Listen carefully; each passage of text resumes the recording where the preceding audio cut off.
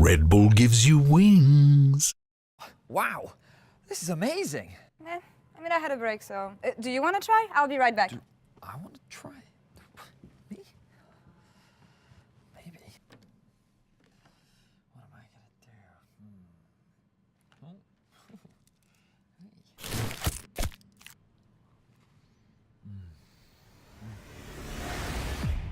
do? Even the biggest champ needs a break. Wow! Vili!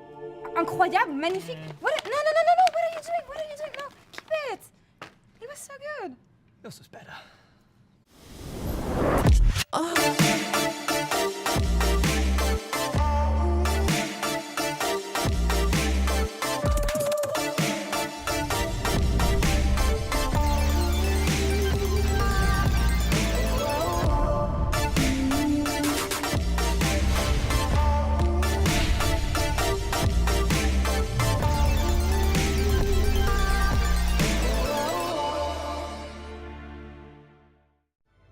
There's a place where everything begins. From the first tutorial journey to challenging the worlds. A place where people connect and friends rise to become legends. There's a place where adventure awaits you. Welcome. To the legendary lobby. Marriott Bonvoy. Unlock exclusive member rates and legendary benefits across over 30 hotel brands worldwide. Sign up today for free and claim your Masterwork chest and key. Hey, shouldn't you be on stage right now? Hey, you got a pick. Tom Kent? What? I was not expecting this. And a crazy off-meta pick that secured you the win. How did you come up with it? Oh. I just listened to my gut.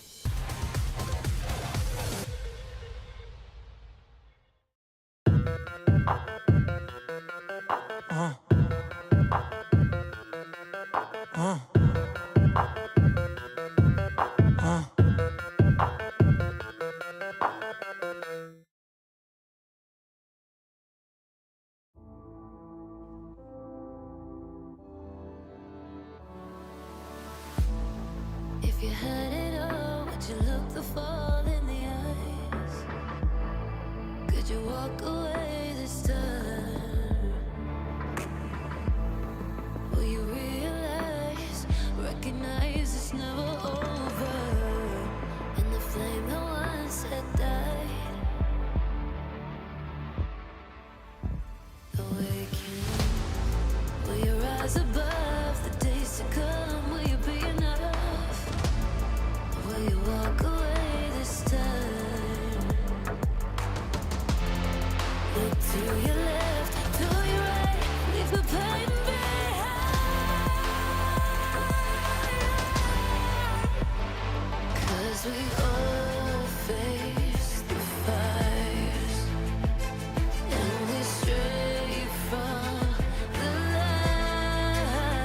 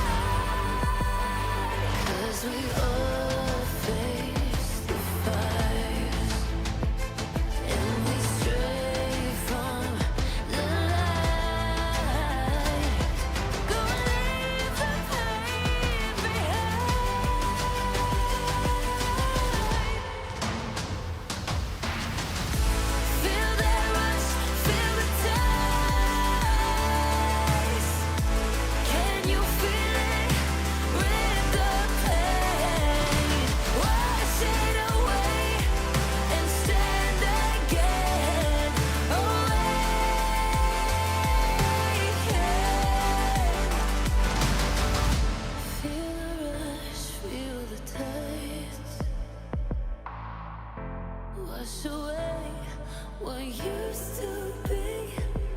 Will you make your stand? The world in your hands again. 'Cause we all face the fires, and we stray from the light. Turn the page and make it right.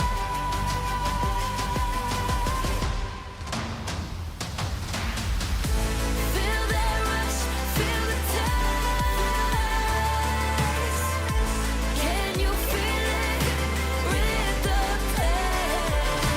Wash it away and stand again.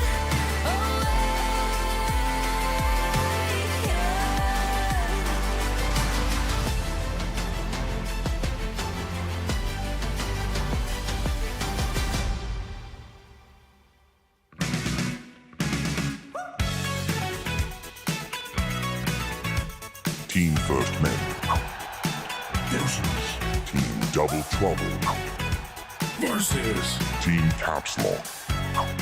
Ready? Oh, we need to collect this stuff off the floor and just pretty much just farm mobs and stuff. And at minute 15, there's like boss fight, you know?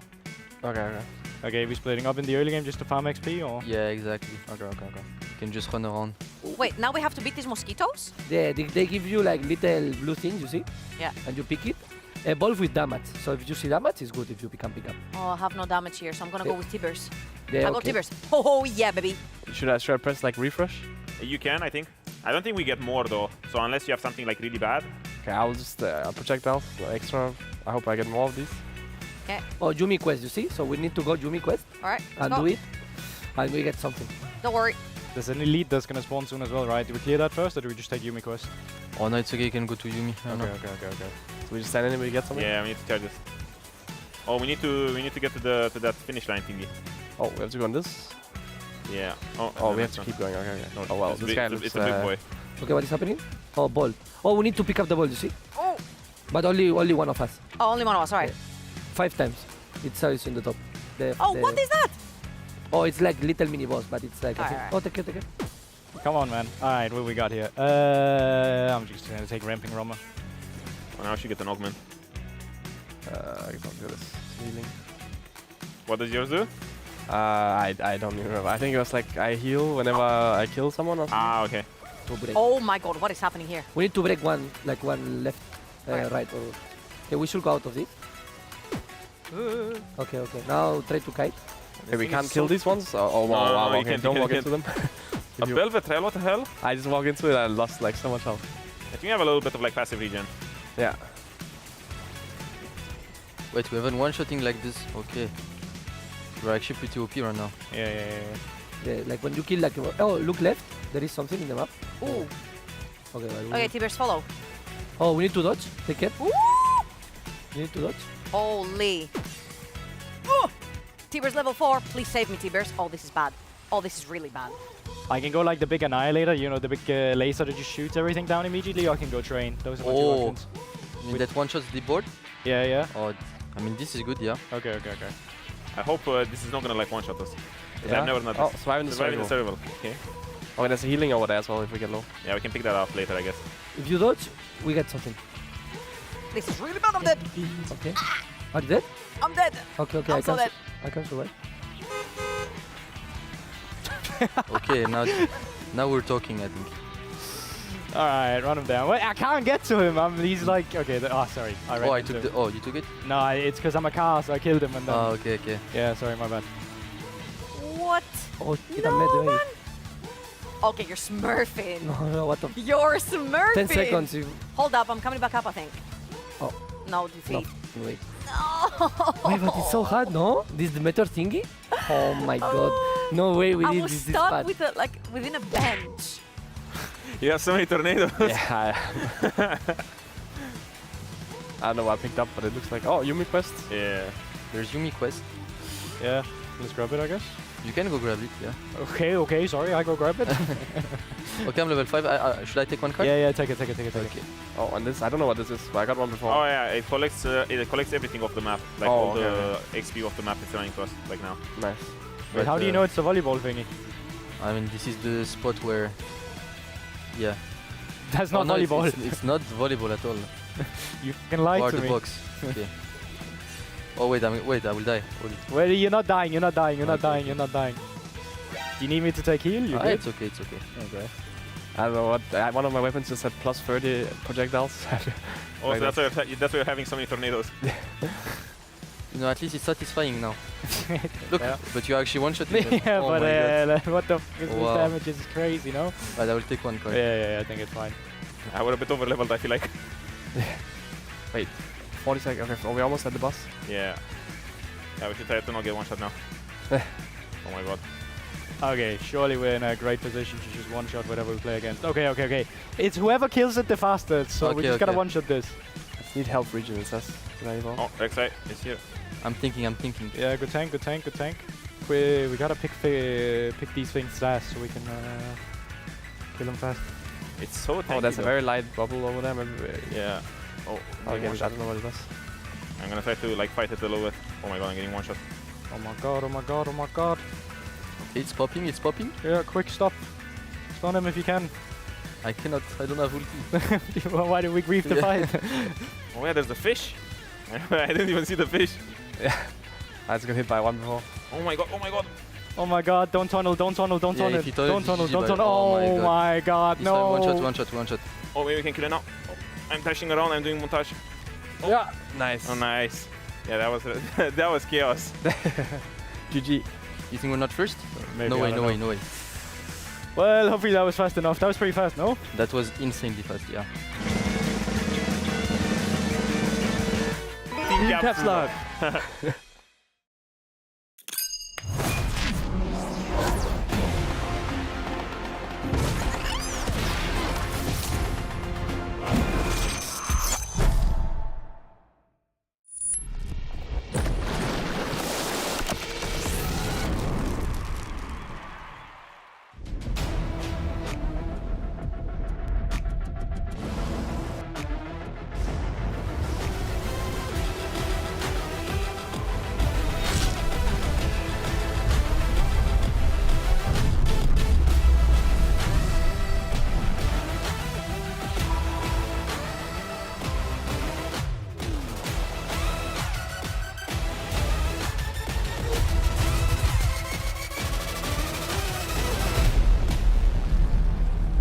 Welcome everyone to Berlin, Germany for our summer split finals. It is G2 versus Fnatic once again.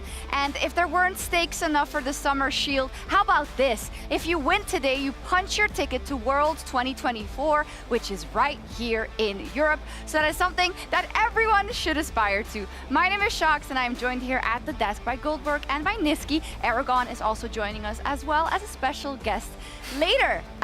First though, Niski. Yeah. Happy birthday. Thank you. Oh my god, it's your birthday! Happy birthday! Look at this! Amazing. Thank you so much for joining us on the desk. We know you can usually not crack a smile without being criticized, so here on the desk, you can laugh all you want. Nice. So, how are we feeling about G2 versus Fnatic Redux? For me, I believe in G2 today. I think G2 against Fnatic is always about like the mid lane, right? And I feel like Caps with the form he showed yesterday and the fact that Fnatic didn't play for a week right now.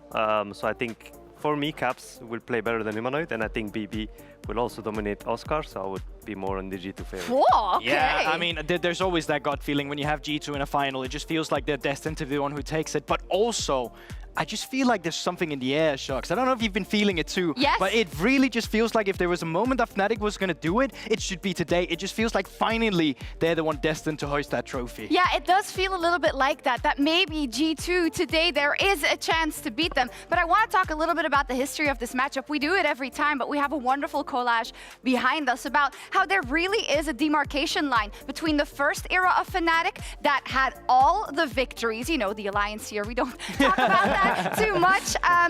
And had different iterations of rosters that really ruled Europe, GB. Yeah, well, for me, like, if you grew up and was watching League, there was really only one EU team, maybe Gambit as well back then if you were rooting for them, but it was Fnatic all the time, and it was just 2013, great roster iteration through Xpeke, 2015, Feverin comes in, you have the Reino and Huni run, you get the Caps run as well later down the line. It was just Fnatic, Fnatic, Fnatic all the time. There used to be a meme that everything happens in the EU LCS, but in the end, Fnatic wins it all. Indeed, and then it changed, and a lot had to do with Caps, who was scouted, who was, you know, controversial when he joined Fnatic, but he gave them so much, including a berth in the World Final, but then he went to G2. Yeah, I think Fnatic probably still very sad that they let Caps go.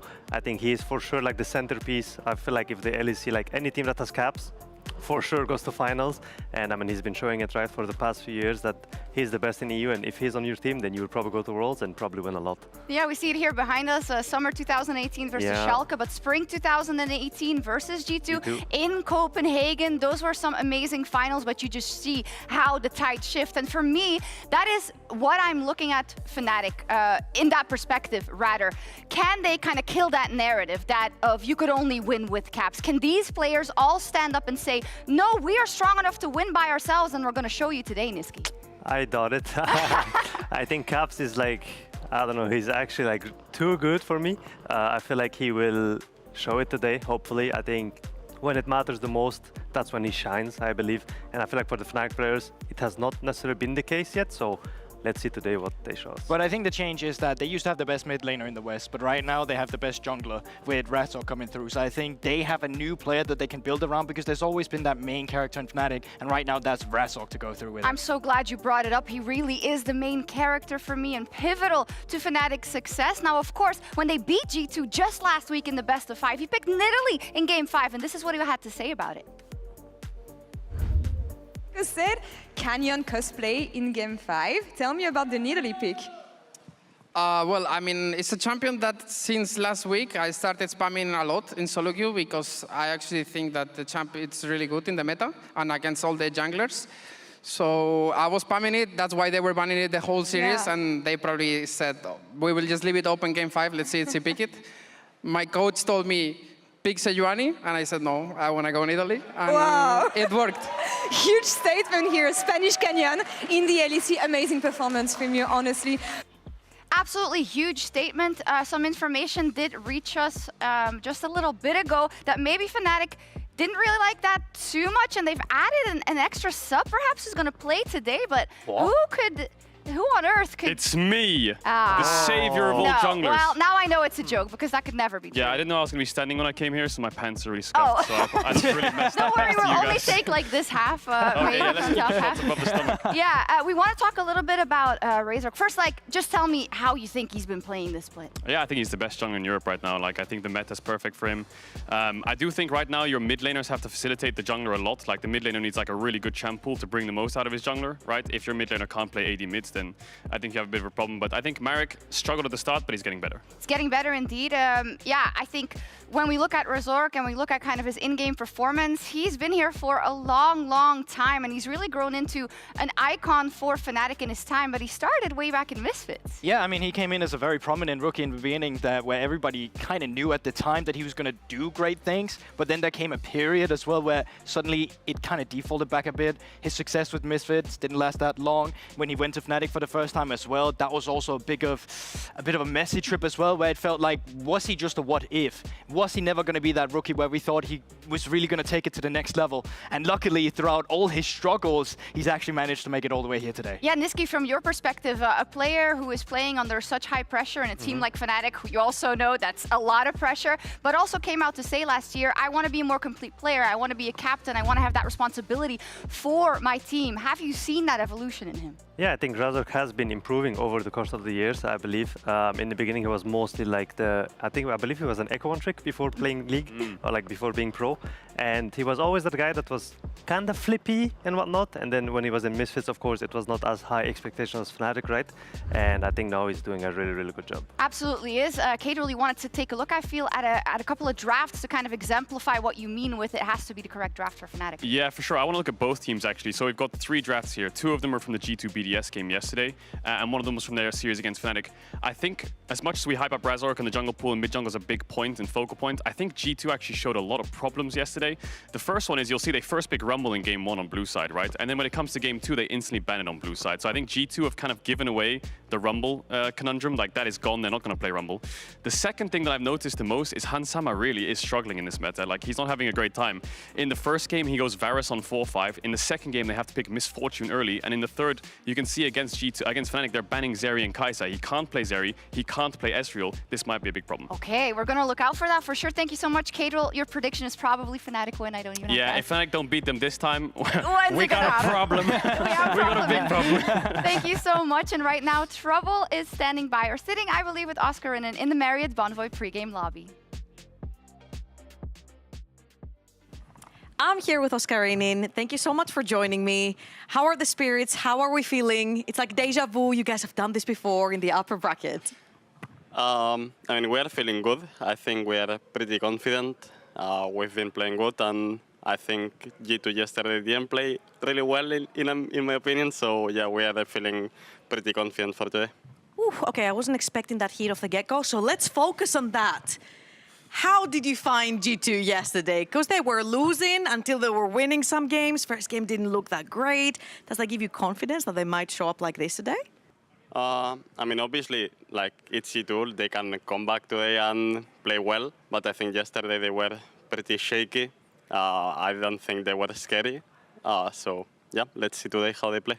Now, everything's on the line today. Not only if you win, you grab a spot straight for Worlds and you guarantee yourself to get there, but also it's been 84 years since the Fnatic faithfuls have seen a title. And it's also very important for you jumping in as a rookie last year and then getting all the criticism and then developing to that amazing top laner that you are right now. How are you feeling walking into these finals?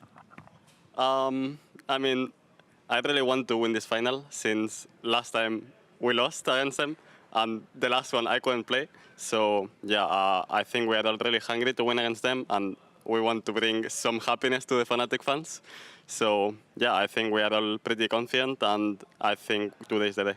Absolutely, and you have to go past someone who's very hard to beat in the top lane, Broken Blade. He brings so many innovative picks towards that top side of the map.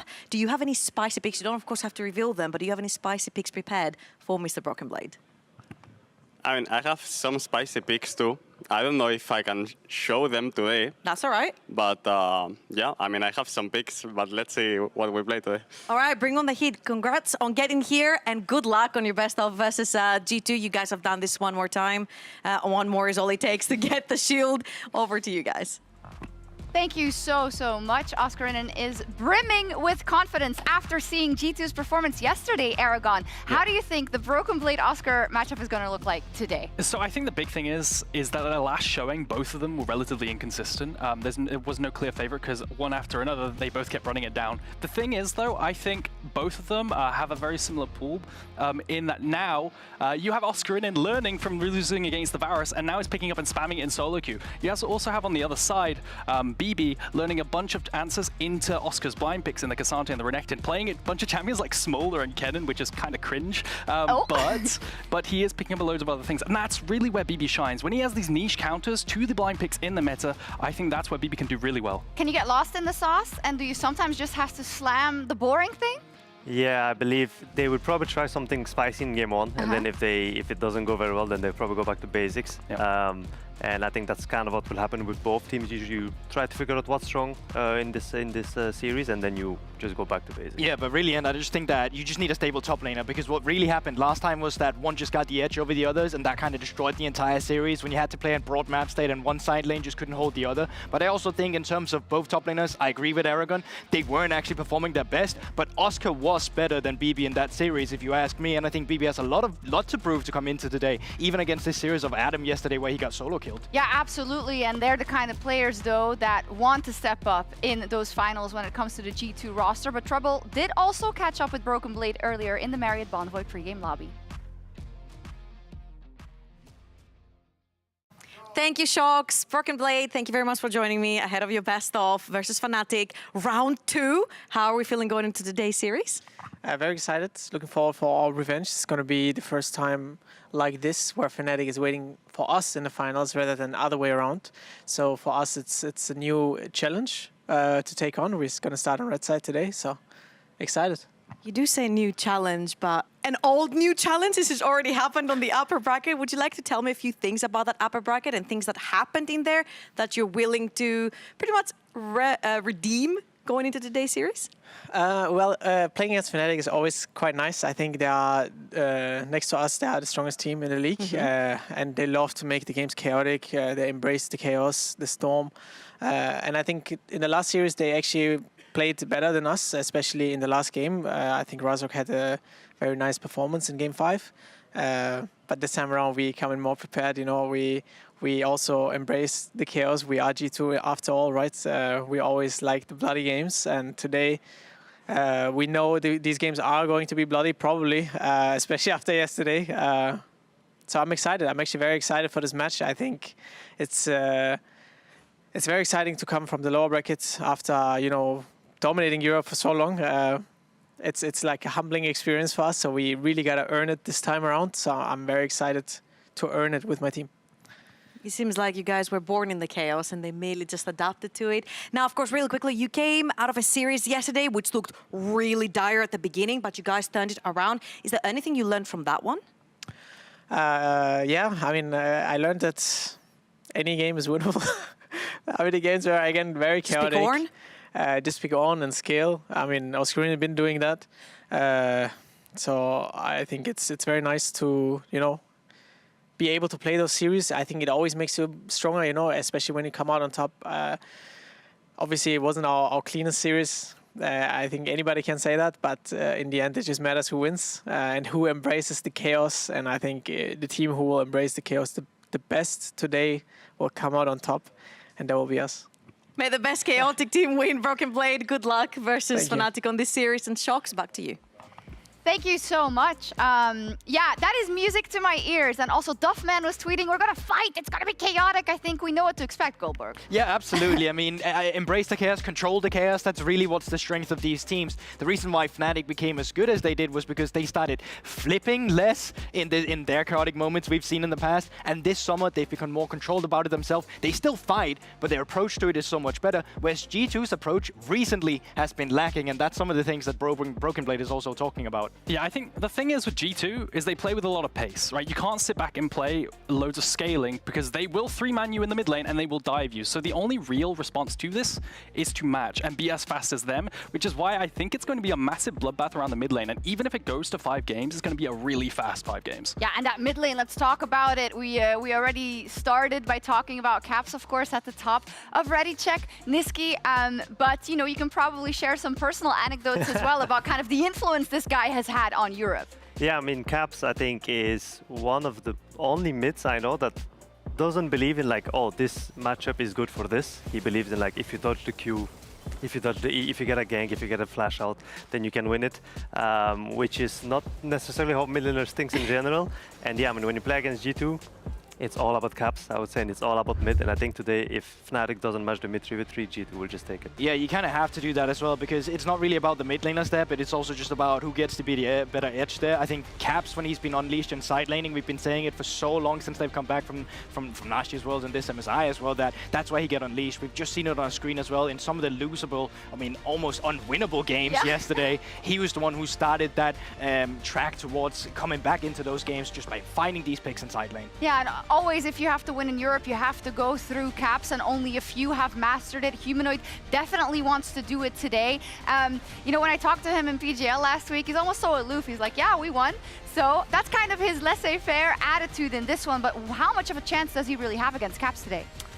I actually think he has a high chance just because I don't feel like Caps right now is playing the scaling picks. I feel like he plays mostly just for lane, and I think that can be a very difficult situation for Fnatic, but I think it can also be very nice because if you protect him on it very well and he gets to scale, then he probably outscales Caps.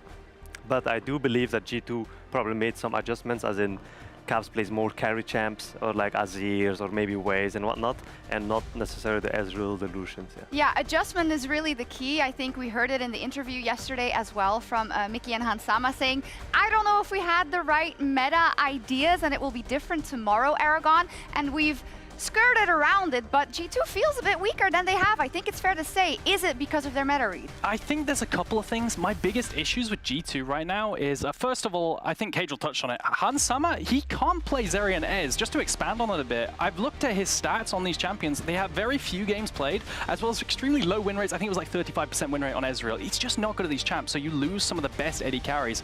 That means you then have to band-aid your meta picks with an early Misfortune rotation to then get Prio and then send Mickey to mid lane. I also think in the jungle role, I hope we're done with the Maokai experiment for Yike. I think he has really struggled with mispositioning on Maokai because he's full glass cannon AP, getting caught a bunch in the mid lane and then not being a great frontline. So I want to see him on stuff like Lilia. I think he's such a fantastic Lilia. We used to see it all the time, and he used to carry all the time. In the LPL, we see so much Lilia from players like TN, just cracking skulls. I don't know what we're doing here, because I think Yike can definitely pilot it. Yeah, stupid question maybe, but how do you balance out your draft then if you do go then for the Lilia and the AP with the things that they've been picking?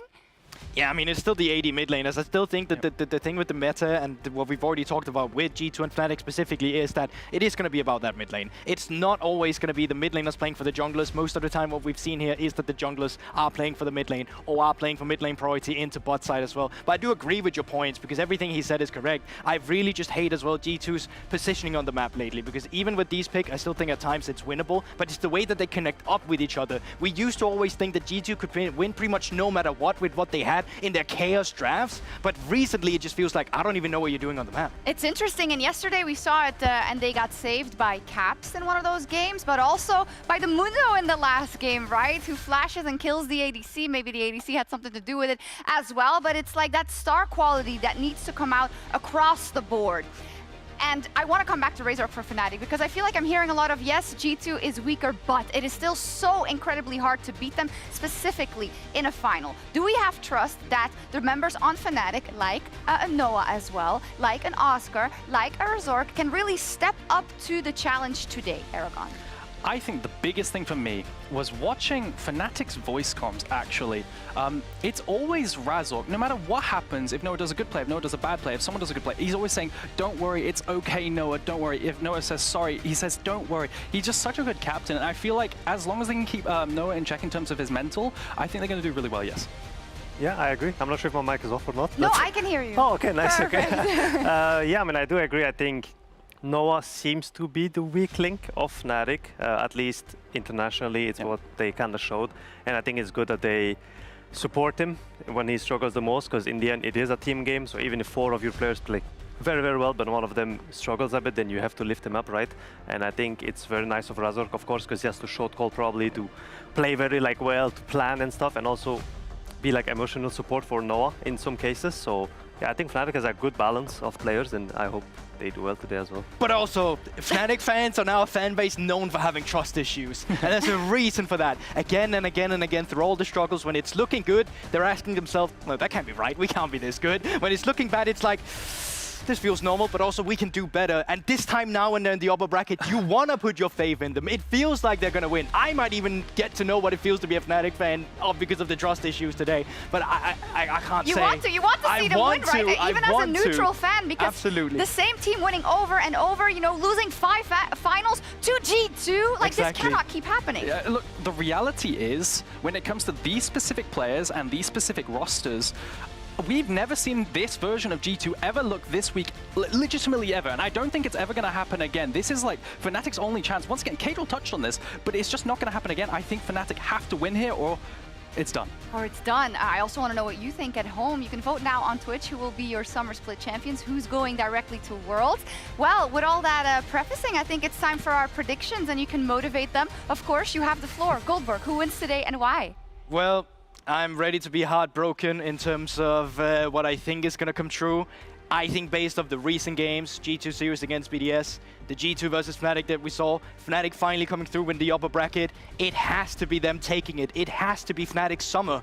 I think it's going to be close though. I think it's going to be a 3-2. I think it's going to be back and forth. But in the end, they have to take it this time. Okay, 5 games, and in the end, Fnatic wins for Goldberg. Niski.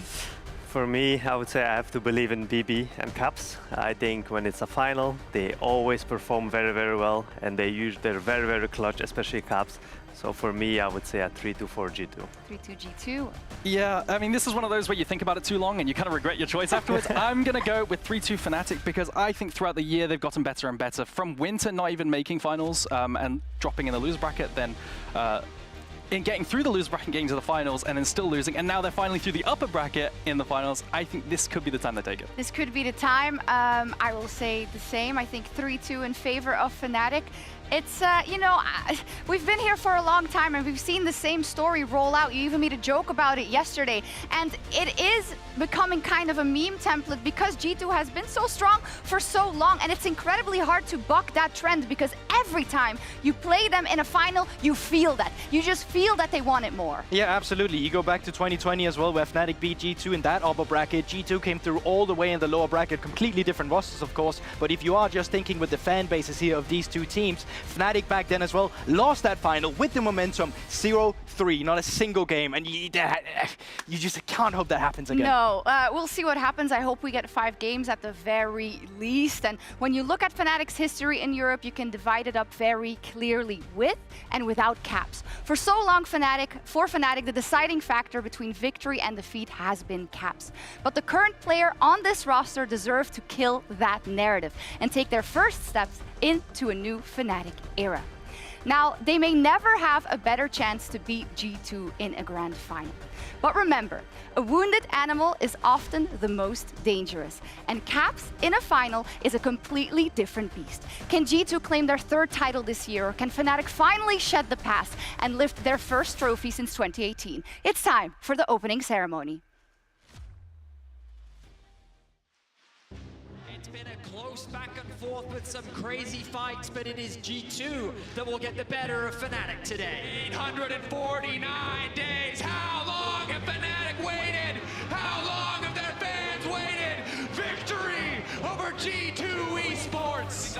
Noah going berserk, and now he's just trying to solo Broken Blade, but Broken Blade already taking down one. Could just look for a few more. G2 just slaughtering Fnatic. The fight is back. Caps caught out. The bombs. He's there. Caps locked down, clean, engage. Oscar and John Razork working together flawlessly. Caps does not care. Double kill. Plans, but there you go. Ace in the hole. Oh, the combo from Noah.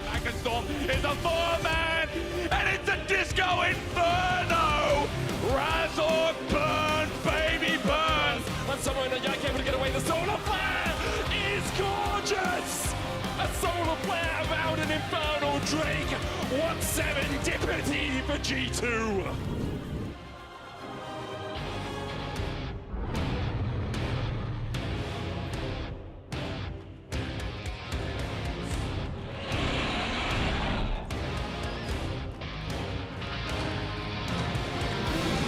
Berlin, are you ready to meet your finalists? Finally, favorites, they're here to reclaim the throne that was stolen from them. Is today the day that ends 6 long years of waiting? It's Fnatic of Skovinen! Razork! Humanoid!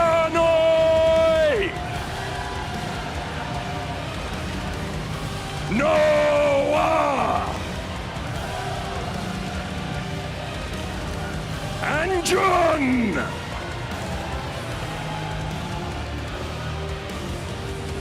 And their forever fated opponents, they've been knocked down once by Fnatic and they're here to get their retribution. They got 2 shields and they're looking to make it 3 G2 Esports! Broken Blade! Yike!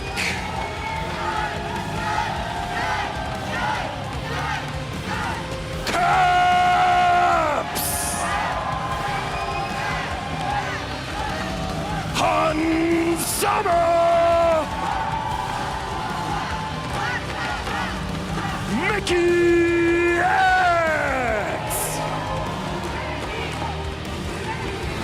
by their coaching and support staff. Berlin, give it up for your summer split finalists.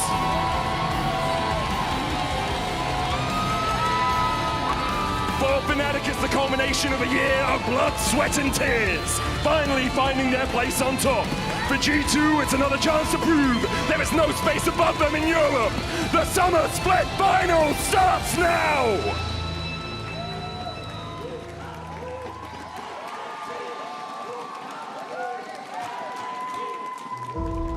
Definitely looking to bring some revenge. Losing against Fnatic always sucks. We're gonna come in stronger than ever. 849 days, how long have Fnatic waited? Victory over G2 Esports! It's way funnier now that we are in the finals and they are going from the loser bracket. It's harder for them now. I expect us to get way better the longer we go. G2 stealing in the chance in a Game 5, securing themselves the rematch versus Fnatic in the finals. Body blocking as much as he can with the Unbreakable, but it's Oscar Reddit in the back line, deleting Caps. Get out Broken Blade, getting in front of that damage, but the Caitlyn, as strong as she is not enough in the face of 3 carries. Noah with the triple, Fnatic with the fight. But we're definitely looking to do another lower bracket run. We can play way better than this. We will have fun in the final. The ball time coming in, but LeBron instantly gonna cancel. The flick back onto 3 from Nuke is massive. ISO still getting cut down. G2 still alive. The Jinx reset's not enough. They will not give BDS a Game 5. I think this win will give us the boost we needed to win tomorrow as well. G2 is not the only team that can win. You guys barely beat us this time, but in the final, we'll come swinging.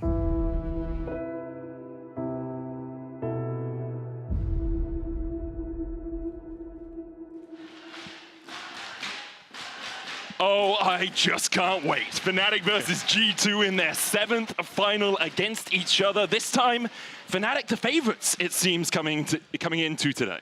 Yeah, I mean, it's an exciting one, right? Often it is a situation where G2 are the final boss, but now G2 are challengers after being knocked down into the loser's bracket and having to fight their way up. Fnatic are riding the high of their victory in the last upper final best of 5, but I'm excited to see the adaptations because Fnatic, they've shown no cards so far coming into this week.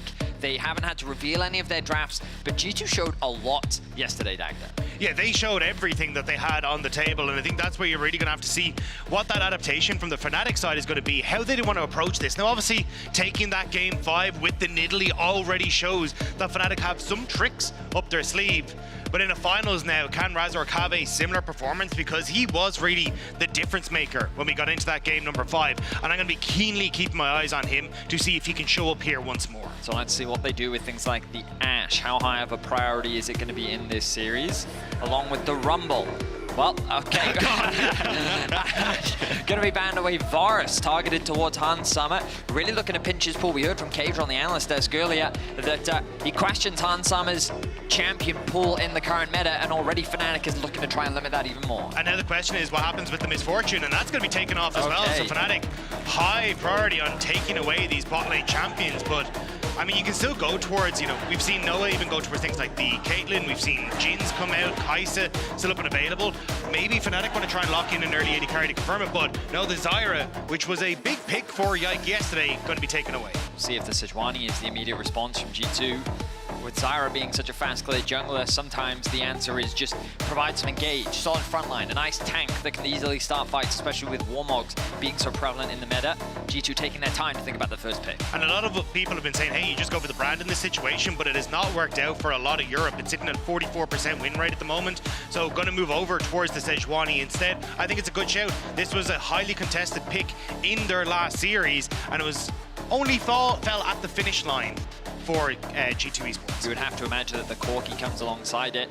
We saw Caps pretty much exclusively playing that champion yesterday, and I think it makes sense as a safe blind mid laner right now. Of course, we've seen Lucian a lot as an answer in the mid lane, but Corki seems to be the go-to, and that's going to be locked in by G2. Yeah, and Caps looked comfortable once he got to the mid game on the Corki, right? Even getting solo kills on Nuke on the Lucian, so happy to take that one again. Now do you try and go towards the Lucian for a humanoid on the opposite side? He has been spamming a lot of those AD mids, like trying even champions out like Misfortune in the mid lane, but I wouldn't be surprised yet. There's the Lucian, and then do you take an AD carry here for Noah to try and secure, but no, going to take the run away.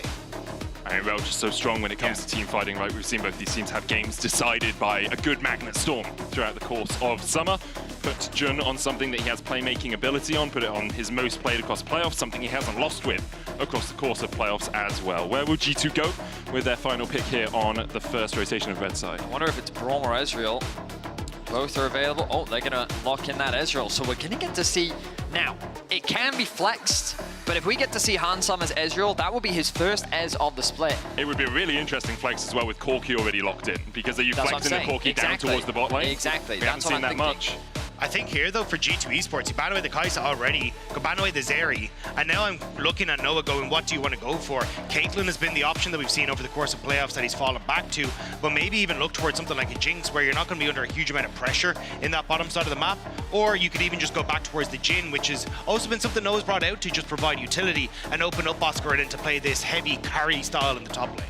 Now, Hansum does have Ezreal in his history, of course, a player who's had a career as long as has. You'd expect it. 37.5% win rate across 24 games. Okay, it's not great. It's not great. And again, there are certain champions that you naturally attribute towards him as an individual. Draven is one of them. Kalista is another one. He's a hyper-aggressive AD carry player. So to see him on the Ezreal definitely be a change of places. Now they target both the Kai'Sa and the Zeri, something that we saw them consistently doing yesterday.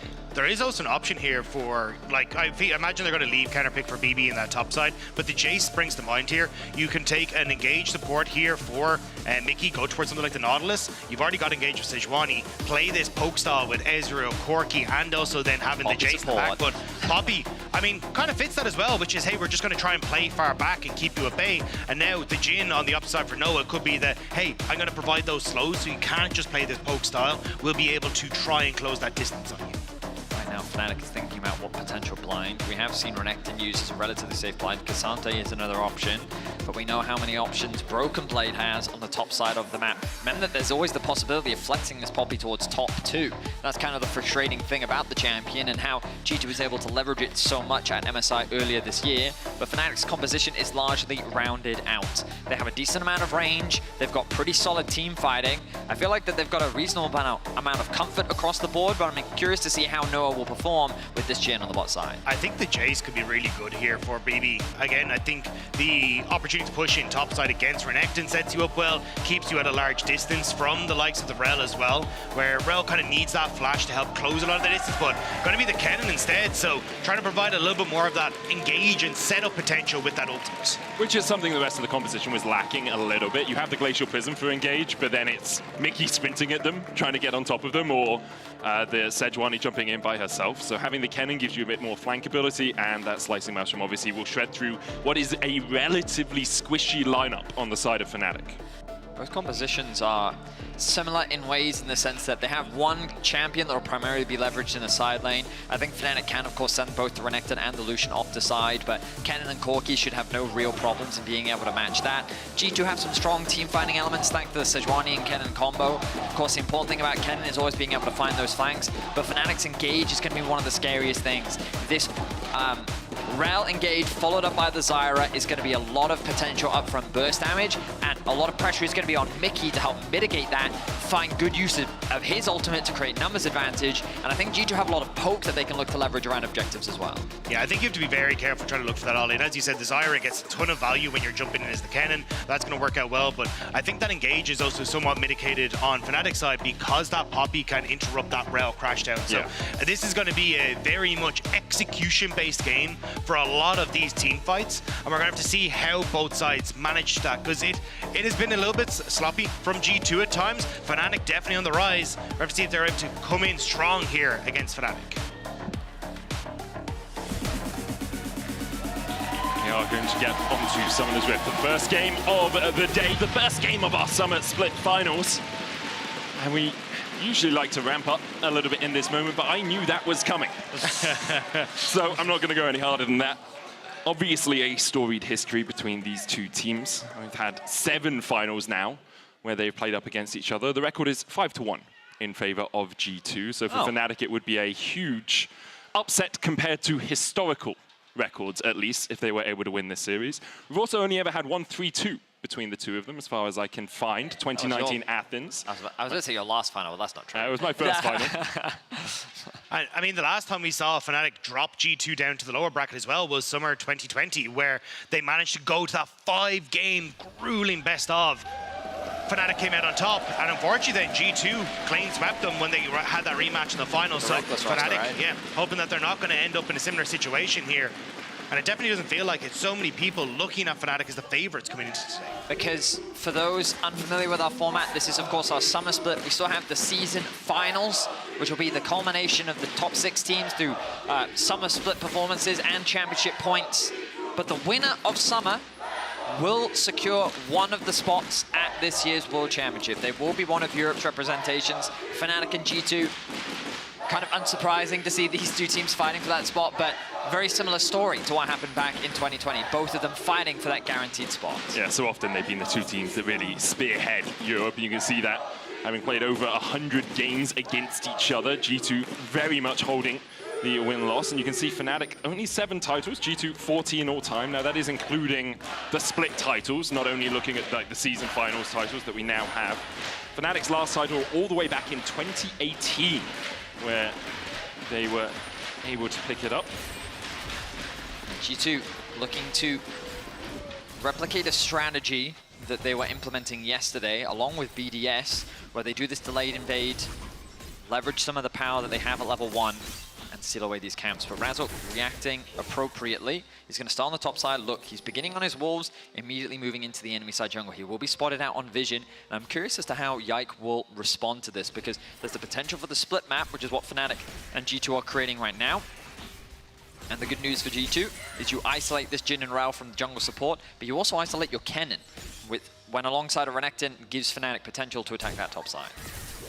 Yeah, I think BB just going to look for the slow push out so he doesn't put himself in too much hassle, but Oscar Erning getting some great trades on him right now. This actually might be a little dangerous. Back up in half a second. He uses it immediately. He is stunned up, but Broken Blade's so low. Meanwhile, there's a dive in the bot lane. Mickey exhausted, going to tank one extra tower shot, but he falls for first blood, and there's just no damage from the rest of G2 onto Fnatic. They strike first. Big mistake. Mickey goes in, thinks he can tack one more tower shot, but as you say, there's no damage. The exhaust was there to deny any sort of real follow-up from Hansama or from Yike, and it's just done and dusted.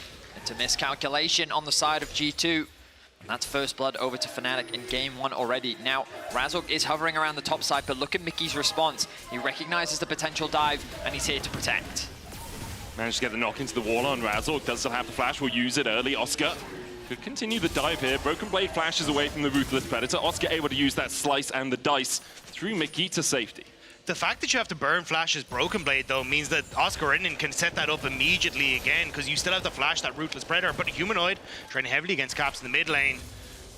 Level up means the Caps would just end up being all right. But yeah, I think for Fnatic, just look towards that top end once more after these resets come through. I mean, all things considered. Oh, hang on a second, Mickey. I mean, Oscar still has flash here. We'll go through Mickey, get knocked back, but Mickey doesn't have steadfast presence yet. His W, he's only level 2, right? So he's got the knock into the wall and the hammer, and neither of those stop a Renekton sliding through you. I mean, he's going to take away some XP from Broken Blade, but in terms of the top matchup, it's not going to be that big of a deal. TP available for Broken Blade. Bot lane, Hansama's perfectly safe to catch this wave. Overall, small gold lead being built, largely on top of the Jhin right now. And yeah, I mean, early game plan from G2, splitting the map, looking for an early dive, doesn't quite go the way that they want. And setting up this Jhin for success, I think he's a very scary champion if you give him a small lead in lane, because you've got to remember that that 4th shot just gives you so much power, the dancing grenade as well. Jhin is a very effective laner, often why he's used as an answer to things like Draven, like Caitlyn, because he can help clear out those waves and go toe-to-toe with some of these strong laners as well. At the moment, I think Fnatic just going to try and set up to spot out exactly where Yike is. Good vision already from Jhin, and again, I think the fact that you've already burned some of these summoner spells on towards G2, it's about trying to desync Razork from Sejuani so he can move back up towards his top end. He's even going to forgo his Krugs in the bottom end, so just looking to move back up here as soon as possible, because look at where the wave is on top end. It's already pushing out, and Yike now is going to be pulled up as well to just make sure that Broken Blade isn't going to be dived. Still no flash for Broken Blade, only about a third of the cooldown back up for that, so it'll be a little while before he is able to get away. TPs were expended by both the mid laners and by Oscar in it to get back up towards top. He has a 12 CS lead. Mickey continuously roaming here. Hansama on the Ezreal, obviously very safe. It's one of the joys of Ezreal as a support, is you can just leave him alone, and if he dies, you can just blame him, because like, well, you've got Arcane Shift, you've got Flash, what are you doing? But Mickey unable to find any purchase in the mid lane, forced out by Razork and Jun. Just a bit of trading back and forth. We set our sights on the early dragon. Mickey, though, in a bit of danger. He flashes forward with a heroic charge. They go for Razork. Mickey takes it. And Hansama and Mickey still very healthy.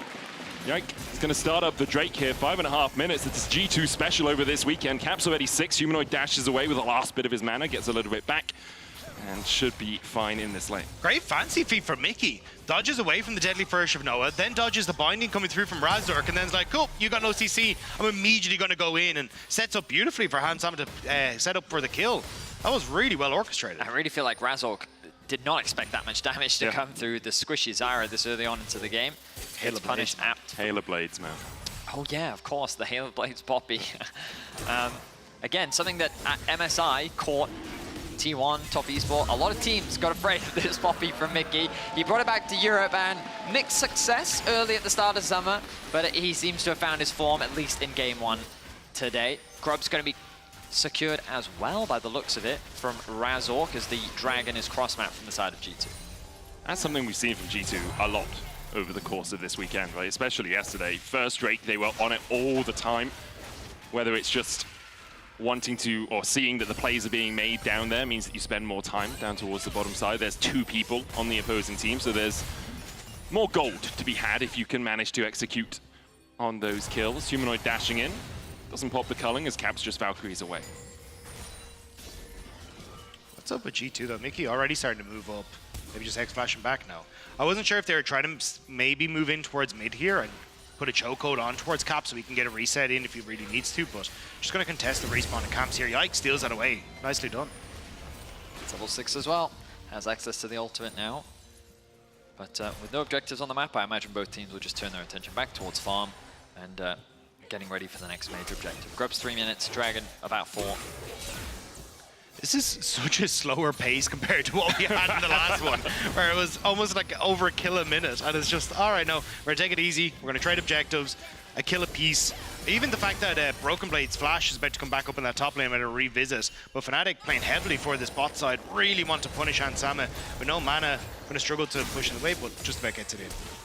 Broken Blade should be able to get the top wave in as well. Slicing Maelstrom is expended. Oscar, he's low, might not be able to survive under that tower as the culling comes out. Humanoid low on mana, can't chase any further. Oscar heals up with the Cull of the Meek, and he'll be fine as well. I mean, the idea behind this matchup is that Kennen does start to bully out the Renekton. Early Merc Treads investment makes a lot of sense from Oscar. But overall, in terms of farm, things are very even. Broken Blade doing what he can to bully. But so far, it's not resulting in a huge amount. We'll see if any jungle attention gets thrown up towards there. But really, Yike has prioritized a lot of his early game focus around the bot side of the map. Noah gets a plate in the bot lane, about 500 gold ahead for him. I will say G2 have done a pretty good job of keeping Razork's power farming under wraps. Part of that being the fact that they split the jungle early on, meaning that they can constantly invade that red side and force Razork off a few of those camps. Mickey looking for Noah, who hasn't had the time to reset in this bot lane after taking that plate, but he should be fine. Jun and Razork going up towards the top side. Yike will meet them. And it feels like this has kind of been the story of the game so far. Every time someone tries something, it's just matched by the enemy team. Broken Blade having to flash away there from Jun. The Stranglethorns were a possibility with Oscar dashing in. Probably would have spelled the end of BB's life. Meanwhile, in the bot side, Noah trying to survive. The True Shot Barrage comes out, misses, but the Mystic Shot does not. Hansama gets on the board for G2. And I was about to say, the fact that Broken Blade's Flash came back up meant you're zoning him off the tower and you'll get some plates, but you're going to be able to answer on the bottom side. They need a kill, they might get it. Flash done with the Shadowing Strike. The Stranglethorns comes down and Broken Blade is locked in place and locked out of the game, sent back to the fountain by Fnatic. Fnatic persistent in their aggression onto Broken Blade. One of the risks of this Kennen is that you are prone to dives, and they make it work. They're still hovering around. Broken Blade and Yike thought that they would be safe to escort themselves back towards the top lane. But we look back at this bot lane play. I thought G2 were going to fumble this one as well, because we see has the 4th shot from Noah. Ends up having to reload early. Does very good damage onto Mickey though, and I thought maybe you could get a kill here. but doesn't quite have the ammo, and the bouncing grenade doesn't connect, which means that Hans Summer then, with a nice arcane shift, is able to find that kill. But then we turn our attention to top. Yeah, and you just get a nice lockup from Razork. Ultimate immediately comes down. Oscarinin has the damage, and there's nothing BB could do. He'd already burnt that flash in the last engage. So nicely done by Fnatic. Stick around, forcing Broken Blade to basically make that decision of I need to get back to lane or just lose so much. You can see that both teams are very much thinking about their options on the map, and we're seeing a lot of great cross maps. Every time G2 tried to attack the bot side, Fnatic attacked the top, and if Fnatic are setting up a deliberate play on the top side, it's G2 looking to try and leverage on the bot. So both teams, to me, feel very locked in terms of their options. Both mid laners passively just sitting in mid, continuing to farm, prioritizing getting their items.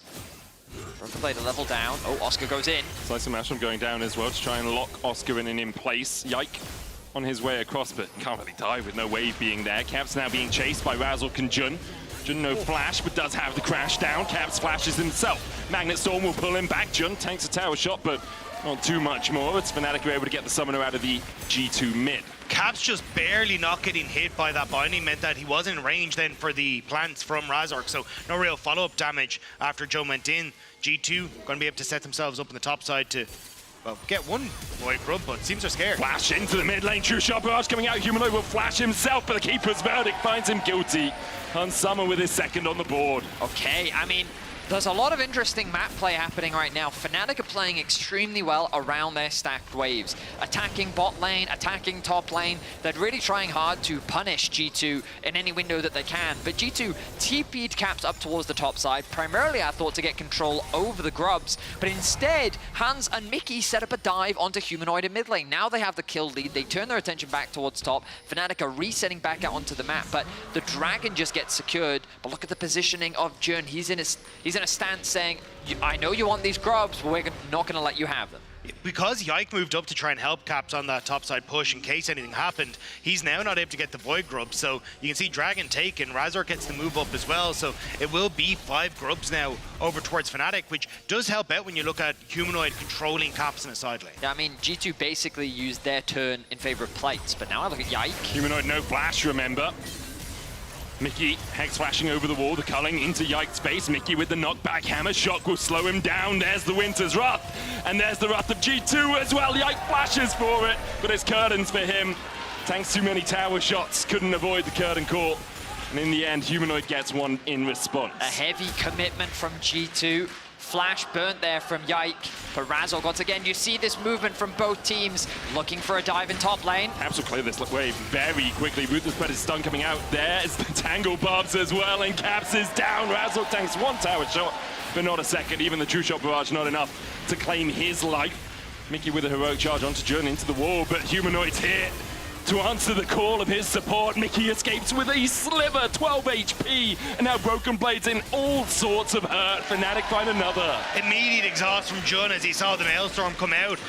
There's nothing Broken Blade can do. He's got no damage left in the tank, and Mickey will just barely slink away, but it's BB who falls in his place. I feel like this is just a taster of what's to come. Both teams fighting back and forth. A nice TP comes through from Humanoids, knowing that they can easily collapse on this. And as you said it, Dagda, the exhaust comes through, completely mitigates the burst from Broken Blade. A situation where he perhaps could have at least gotten one kill means that he's denied. And while he does keep his support safe, he loses his life in exchange. But traditionally, when we see these trades in a G2 game, it's G2 who are coming out on top. But Fnatic are the ones that are consistently coming out on top here. They're getting the extra kills. They're getting the tower top. They're finding moments to punish like that Broken Blade overextended. And now they're opening up with a 2k gold lead just off the back of outperforming G2 when it comes to these early macro plays. And that gold lead is all on Oscarinin, 1.9k ahead of BB, who hasn't really been able to play the game. Every time he's pushed up in a side wave, there have been 2 or 3 members of Fnatic immediately collapsing on him.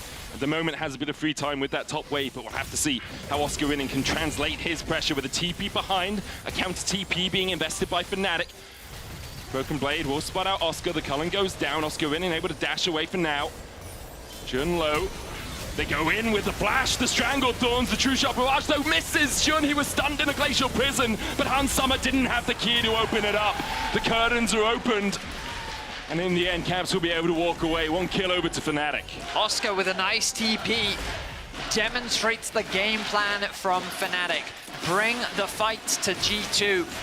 They find a nice angle and a flash commitment from Razork to lock down Caps, force him out of the fight, and basically leaves Mickey isolated. They find themselves another kill, but it's difficult to convert that really into another objective.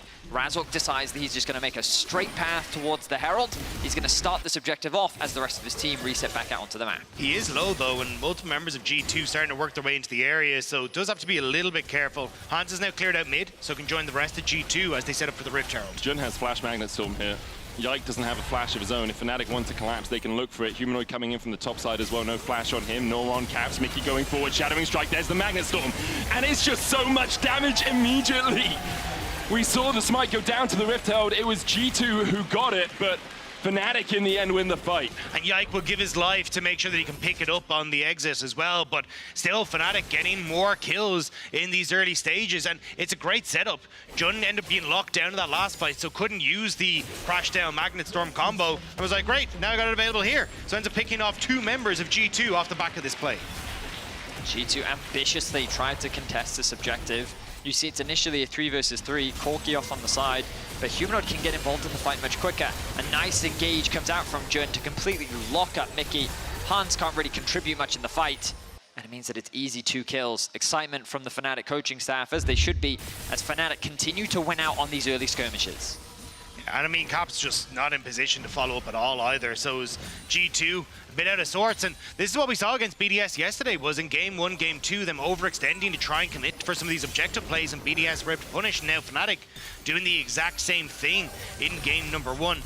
Keep my eyes on Mickey though on the bottom side, just trying to get some vision, as maybe G2 looking to try and set up for this outer turret on bot side, but Fnatic still have a great tempo on the map if you try and trade that for mid if you over push on bot.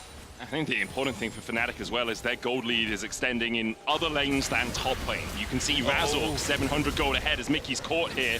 Jun has been doing so much work. The curtain call comes out. Mickey didn't really want an encore, burns the flash to escape it. But you also have almost a 2k lead on Humanoid in mid now as well. He is absolutely monstrous. He might be caught out here as Caps and Yike are looking to collapse. Yike was on the minimap for a split second. Still gets pinged out. Okay, Humanoid dashes away. The Rift Herald's going to charge in. Humanoid flashes over to the other side. Yike still tanking! And with the culling, Humanoid will make it a 1-for-1. Nicely done by Humanoid to get the 1-for-1. Now Cap's gonna ride this puppy all the way into that our topside turret, taking about half that HP, but still, Humanoid with a little bit of an outplay there. Let's look at the gold swing. It's 1,000 gold back into Caps' favor as we see Broken Blade trying to catch Oscar in here with Mickey. Oscar low, the ignite ticking though, and Broken with the flash. Finds the shuriken to get more gold in his pocket. So a number of things happened there. G2 secured the top tower. G2 find another pick on the bot side of the map. Fnatic don't really have many options outside of securing the Drake from earlier. Now they have to try and defend this tower. I think they're going to be able to do it though. Caps forced to dash away. Same for Han Summer.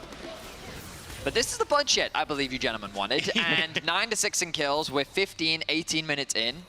We'll look back at this dive in top. Yeah, Yike sets up at Rift Herald, thinks he can go for the play, but Humanoid, nice dash away from the initial charge from Yike. Even with the CC coming down, the dash back just barely gets the double tap that he needs, and it's gorgeous. But off the back of this, I believe, yeah, we see bot lane terror as we get back to live. So even though Fnatic were over pushing in the mid to try and hold on to that mid lane tower, see G2 get another objective off the back of that. It's how quickly things can swing in a game like this. 2 minutes ago was a 4,000 gold lead for Fnatic. Now it's about 2.5. If G2 can find a couple more of those standing objectives on the map, can really get themselves back into this. Fnatic have been playing so well so far, and a lot of it has been through the playmaking potential of Jun. I'd like to see him involved in more of their plays as we get towards the mid-game. Humanoid already completing the LDR puts him in a great spot to melt the front line of G2. And this Lucian, often the range can be a problem because while his culling, of course, can do a lot of damage from a great distance, in order for him to really deal a lot of damage consistently, he has to get up close and personal. It's a pretty solid comp because Rel and Renekton are going to act as solid bodyguards to assist him in fighting in those big 5v5s, but the cannon becomes the scary part as we get closer to these big fights. And that's why Jun has Exhaust.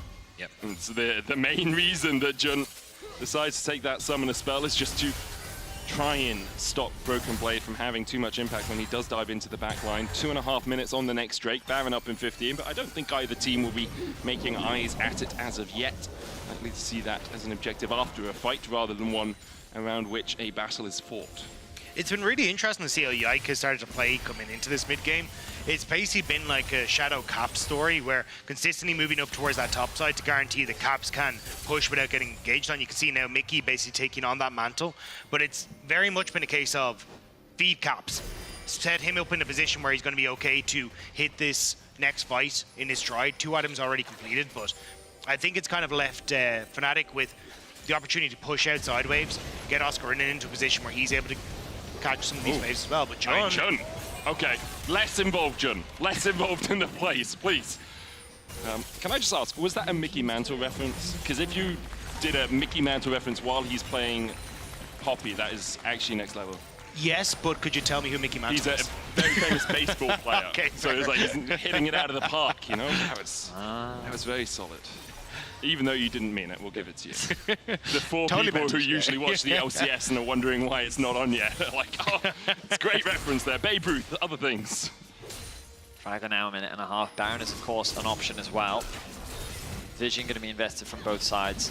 But as you rightly said, Dacta, G2's priority is not ready to set up for the Baron. I mean, that's obviously a benefit, making Fnatic uncomfortable about approaching that objective. But the goal is to help Caps push out those side waves, keep funneling resources into him.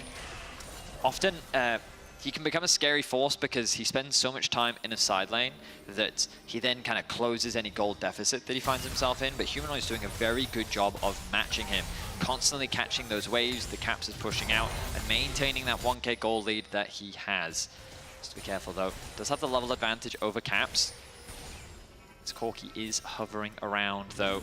And once again, there's Yike there to assist, make sure that Caps can feel safe in clearing out these waves. You guys are on form. Corki hovering around because he's in a helicopter. Very good. Very good. Very deliberate, yeah. For the moment, 2,000 gold separates the two teams. It was been a relatively tense affair. Fnatic did get out to that early lead, and G2 have been able to kind of stymie them from doing too much over the last few minutes. Obviously, without a neutral objective up, apart from the Baron, there's not really too much to fight over. Yeah, I'm a little worried for Fnatic trying to take fights at this stage, though, because 2 items across the board on G2 is kind of where they are at their scariest. You saw how much damage Caps was able to do on towards Jun, whereas when you look across to Noah, yes, he's got 2 items, but this Jhin doesn't really hit particularly hard into a tanky frontline right now. It's G2 setting up, seeing if they can land the poke. Caps going to go and catch that mid lane wave. Oscar in and still in the top side, pushing in, has the TP, burns it now to that control ward in the bot mid bush. The Drake resets. Broken Blade looking for that flank, but Oscar's already marking him. Oscar's already aware that Broken Blade will be trying to get in towards the back of the team. Stuns him up. Curtain Call coming out, Broken Blade trying to dodge away from the second shot, the third shot, eaten by Mickey, the Magnet Storm. Mickey takes the fourth, Keeper's Burning, knocks back one, the Strangled Thorns will find him though. Fnatic, they're so healthy on Summer. Able to take one, gets rooted. Oscar flashes across the wall with the dominance, but the cleanse from Hansama in time to keep him safe. Jun low, Razork though, half HP still, regains control over the pit, over the Drake. Yike trying to get in, but Oscar puts him in his place. Noah finds the kill, TP back in by Broken Blade. Hansama dashing forward, looking for Razork, but he just doesn't quite have the damage. Razork escaped with about 15 HP. Oscar does not have that same luxury. Caps will look for more. He can't find it. Fnatic able to get out with the Drake. Fnatic put themselves on Soul Point, and Oscar doing an excellent job of marking Broken Blade. That whole fight starts because they limit Broken Blade's impact. He doesn't get the opportunity to ultimate. Noah, with his ultimate, is able to follow up on this as well. You can see Broken Blade's immediately forced to disengage. 50% HP, Jun sees a nice angle, forces the stun into the engage, and then Fnatic look to collapse. They get that first pick onto Mickey. The problem is they end up taking a lot of damage from both Hansama and Caps at range, chipping away at their HP, but once the CC lands, you can see how quickly G2 is forced to disengage from the fight. Yeah, and the fact that you end up with that initial engage coming through from Jun just puts G2 in such an awkward spot, because Yike has to walk the entire way around the back, so you've no extension frontline for Hansama. And then with the re-engage here, Hansama, that's so unfortunate. Like, has to be nearly single-digit HP for Razork, as then Caps and Broken Blade able to finish off on the top side of the fight. And now it's Soul Point for Fnatic, and they are eyeing up a win in the first game of this best of 5. A win that would begin to take them on their way to their first title in 6 years. And G2 have been struggling across this playoffs, but right now they are not struggling to find a pick. Jun taken out. First death of the game for the Rel. And now forces a numbers advantage for G2 on the map. G2 4-man in mid, going to start to teeter over towards this Baron just to see if they can draw Fnatic in, because if you look at the bot side, you've still got Broken Blade who's pushing in. You have the TP for Humanoid, so he can't match, but Broken Blade doesn't. Yeah, Broken Blade doesn't have his TP, right? And Fnatic know that because he TP'd into the last fight. It was very obvious when he used it. So they'll know that if Humanoid matches the bot side, Broken Blade would have to stop him from teleporting into the battle. G2 just once again set up a line of scrimmage, go over to their lanes. Humanoid not expecting there to be a big fight over any immediate objective. He's actually set up a freeze on the bot side of the map. Wants to try and set up, well, okay, I say that freeze didn't last very long. But he killed 2 of the wave's minions, so at least it denies some XP from Broken Blades. Humanoid, no flash, slicing mouse from going down. Humanoid already down to 10% HP. The culling finds its mark, and the light slinger to the heart of BB. Yike, though, here to try and back up his top laner. Humanoid will fall in the end. But now, that's your jungler on the bottom side, and Fnatic, they're on the Baron. There's so much poke available for G2, though. The Stranglethorn's coming out as well to enhance those plants. Caps caught up with the captive audience. The curtains open as Caps exhausted, and Jun trying to take him out. Noah coming in from the side as well. Mickey did a great job of stopping the curtains from opening onto Caps, and now Hans Summer tries to put some more damage down. Mystic Shot doesn't quite connect. The Glacial Prison, though, on Jun. Puts him in the dirt, sent home in a body bag. Oscar pops the Dominus, but he's not the one doing the dominating here. Caps TP's back in, True Shot Barrage. He'll look for Razork, he goes in with the Valkyrie. Phosphorus Bomb into the missiles is enough. Caps flashes away, survives, and now Baron on the cards for G2. Mickey was so massive in that fight. His ultimate knocked Razork away, and then he pinned Noah to the wall. What should have been an easy kill onto Caps gets completely shut down by this Poppy, and G2 turn the fight around, and now they've got the Baron. I'm shocked that this is how that passage of play went, especially when you look, it started with Humanoid getting that kill onto BB on the bot side and Yike having to go down to help. Just watch Mickey. Yeah, it was great. As you can see, the engage starts to come through. Noah sets up as Jun goes over the wall. He opens up with the curtain call, but doesn't realize that Mickey's in behind right after he boots Razork out. Slams Noah into the wall, which prevents the final shot going on towards Caps. Jun doesn't have enough damage, and now Caps is able to get the reset so he can TP back in. And Hans Sama, he's under no threat here. Noah's too low to contest him, and they're able to chase him down. Mickey on towards Jun again. That's one of those cuts where nothing is going to happen, but for a moment, it looks like something might happen. G2, though, now in the gold lead for the first time in about 20 minutes in this game. They do still have to be wary of a Cloud Soul available for Fnatic in 30 seconds' time. Fnatic look like they're overloading the top side of the map right now. Humanoid already here. Razork and Noah on their way across. Jun is going to match with Noah in the mid lane, but G2 can answer. Broken Blade has flash, has slicing Maelstrom, and Humanoid doesn't flash in time in the end. He tries to get out, but he can't escape the clutches of Mickey. Oscar in permafrosted underneath the tower, and G2 find 2 more. Meanwhile, Hans Summer pushing in the bot side will get a tier 2 tower for G2, and Fnatic get 1 in the mid. The flash ulti from Broken Blade was huge. A big punish onto the top side, defends that top tower, and gets another 2 kills for G2. Fnatic tried to trade by unlocking that mid tower after so many minutes, but G2 just get themselves the bot tier 2 along with the Dragon as well. The momentum has very quickly shifted, and it's Fnatic that's forced to play on the defense. Even the TP from Broken Blade just to keep up pressure. They get the Dragon now. They want to use this Baron buff on the tier 2 in mid. You just don't have the resets coming through here for Fnatic just yet. So mid lane tower with this next wave should fall. You also don't really have much range. Like Razork can put down a plant or 2, but as soon as they're killed off, the curtains will open. But I'm pretty sure Yike's fine with the blinds being closed as they take the mid tier 2. G2 trying to cheat tempo a little bit there by waiting around the corner. Can't go up towards the top side. Broken Blade could match that wave pushing in. Oscar looking for a flank position. Deadly Flourish going wide. Broken Blade still waiting. Not spotted as far as I'm aware. Jundo is caught out. He dashes away. Oscar looking for that blank. G2 immediately collapse. Mickey able to avoid some of the culling, but he can't avoid the final shot, so he will fall. Oscar pays for his flank with his life, and Noah might pay the price as well. Caught out. The true shot barrage does clip the heels of Razork, but doesn't find its mark on Noah. Again, though, Fnatic being pushed down into this bottom side, and that wave was already brewing in top side. So G2 going to go and collect that one. And Sama going to keep pressure up in mid lane, knowing that he's very easily able to escape if anyone Fnatic shoves on through. So it may not have been as many kills as G2 would have liked, but they get that top side tower. I think for G2, it's also a big thing that Hans is having a good game on the Ezreal. Yeah. Something that he just hasn't played so far in summer. Question marks around whether or not this is something they could play. And remember, Fnatic's draft approach was banning out Hans Summer's champions. So him having the ability to rely on something like the Ezreal opens up the draft options for G2, while also puts that pressure on. These teams also have to be thinking about, because this is a long series, right? Even though right now it's a very close affair, 14 kills to 16, we're at 30 kills, 30 minutes. G2 have the Baron, but that doesn't mean that this game couldn't swing just as easily as G2 swung it in the first place.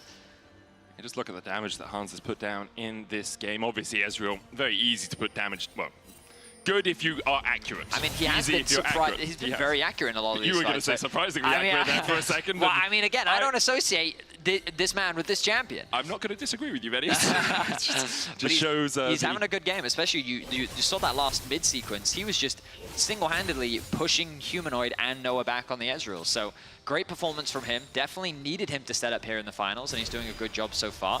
Fnatic find themselves with their backs against their base, but not all doom and gloom just yet. Their itemization is still good. A single fight could very much swing this game in their favor. The only problem for them is that this Broken Blade, who's kind of been put down for the vast majority of the game, is now very strong. It looks like he's working towards either the Zhonya's or the Death Cap next, and he's in a position where he can really do some serious damage. 4 items complete on towards Humanoid Noah is going to be pretty hurtful for G2 if they end up in a wrong position as well. So they'd be very careful. Infinity Edge just completed for Noah alongside that Rapid Fire kind of means he's going to be hitting like a truck. So I think for G2, you have to be a little careful about how you set up. But again, this slim gold lead and the control they have on the map is going to make it difficult for Fnatic to really contest. Caps is going to be the one marking Oscar in it in this side lane, answering that. He does have TP up right now, so he can teleport up towards the top side. A minute on the Baron and a minute and a half before Cloud Soul for Fnatic if they can take the next Drake. G2 still one dragon away from it. And you can see Fnatic just trying to get some vision in here, putting a ward near the river. Not able to get anything deeper than that right now. Jun kind of needs his buddies. You want to tag team through the jungle. Don't really want to be exploring it by yourself, because there be Mickey. Like waiting around the corner as well. Just a bit of a battle over vision for the time being. As you rightly said, Medic, just patient play now as we wait for the next objective. 20 seconds on Baron. G2 is the one with control over the river. We look at the mini-map and we can see there's no real flank wards available for Oscar. But G2, because of all this deep vision, if Fnatic were to start the Baron, it's such a juicy flank angle for Broken Blade, so they've got to make sure that they clean out their side of the map too. Level 18s are being completed. Level 17 now secured for Noah. And Fnatic eyeing up that Baron. Fnatic needs to be careful, because the TP behind them by Broken Blade with a slicing Maelstrom could be devastating if they overstep, and even without him, look at the damage that's gone down onto Humanoid. Almost at half HP just from the poke out of Hans Summer.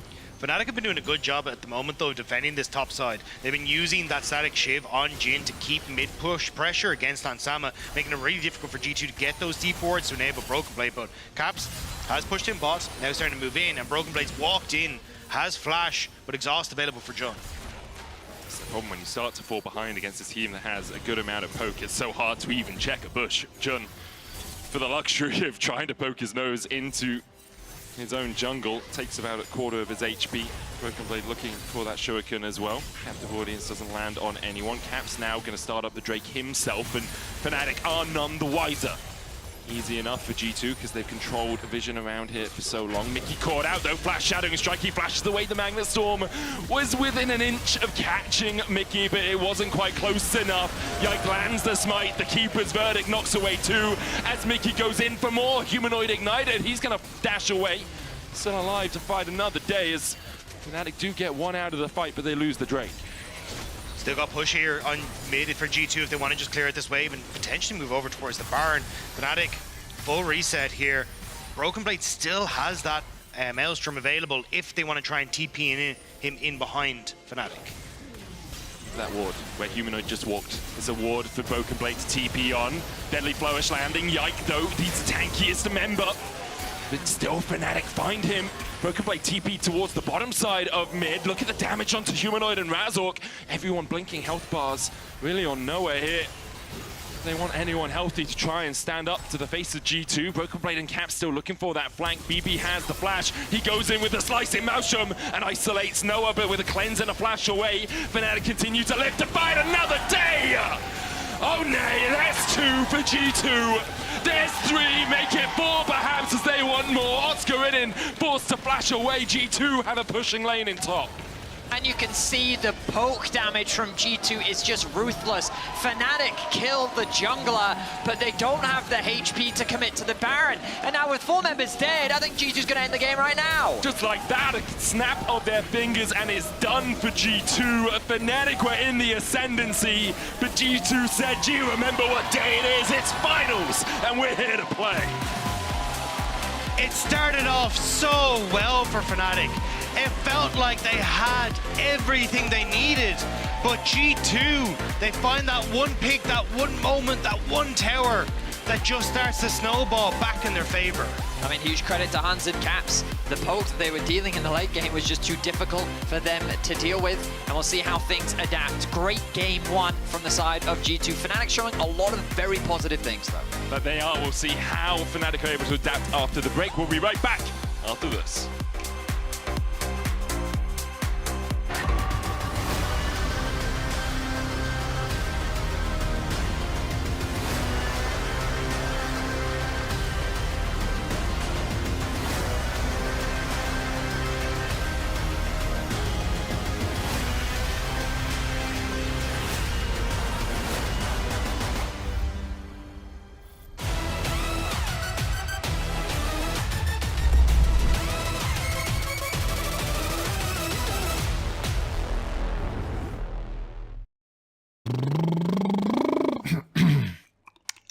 Freely using Katarina's cook.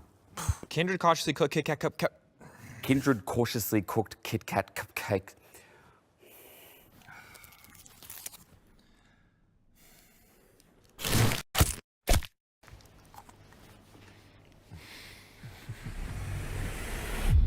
Even the biggest champ needs a break.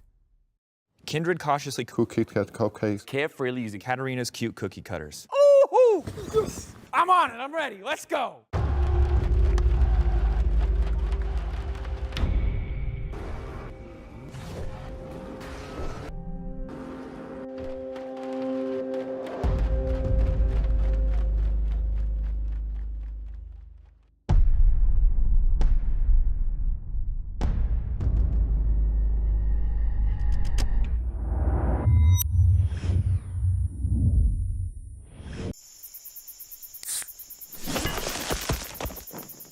Red Bull gives you wings.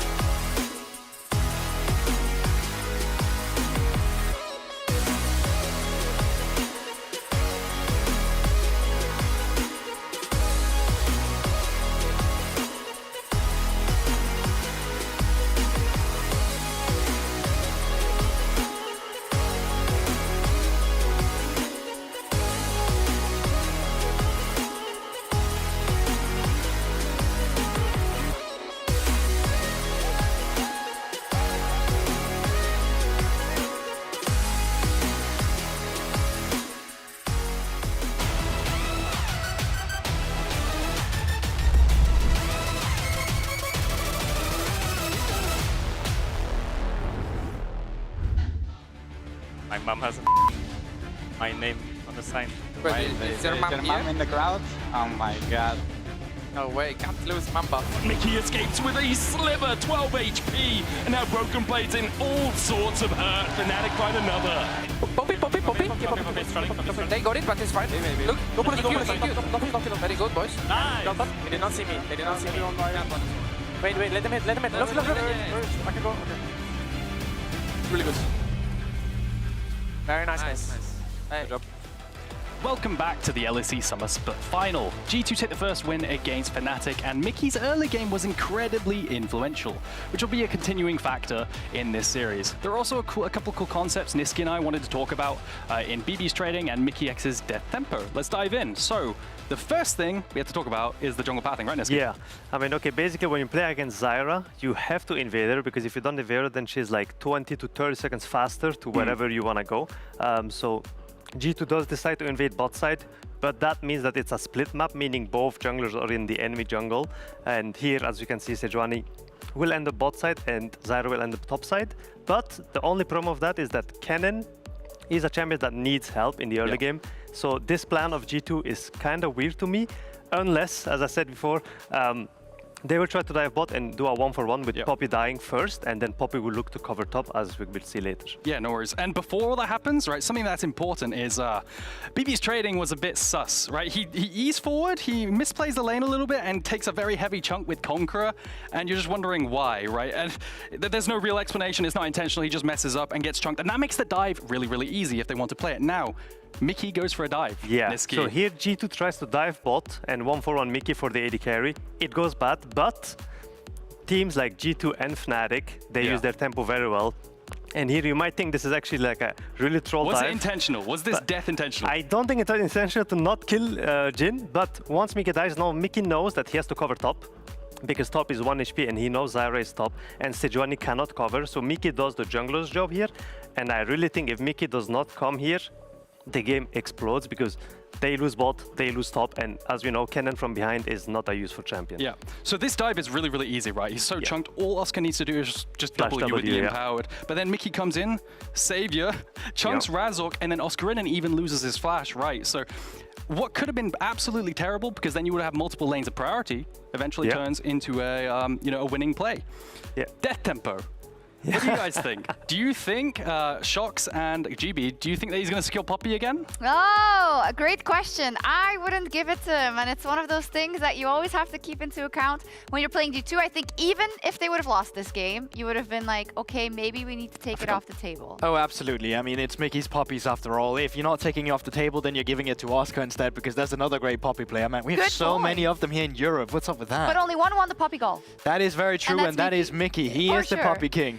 Let's talk about the rest of this game then, because you know, when it comes to the advantage for G2 and the moves that Mickey could make on the map, that I think paid off quite early in the game. Fnatic still came ahead in the mid game in terms of some of these skirmishes. We saw it around Herald as well, but they couldn't hold on to the plan, it seemed like. What should have been their plan when they got their foot back in the game? Yeah, I think they just got caught on side lane so often. Humanoid was in a position where he got such a huge lead against Caps. He was up like 1.4k or something like that. And I think they just lost sight of where G2 was most of the time. Some of this will also be credited that G2's map movements were incredibly smart.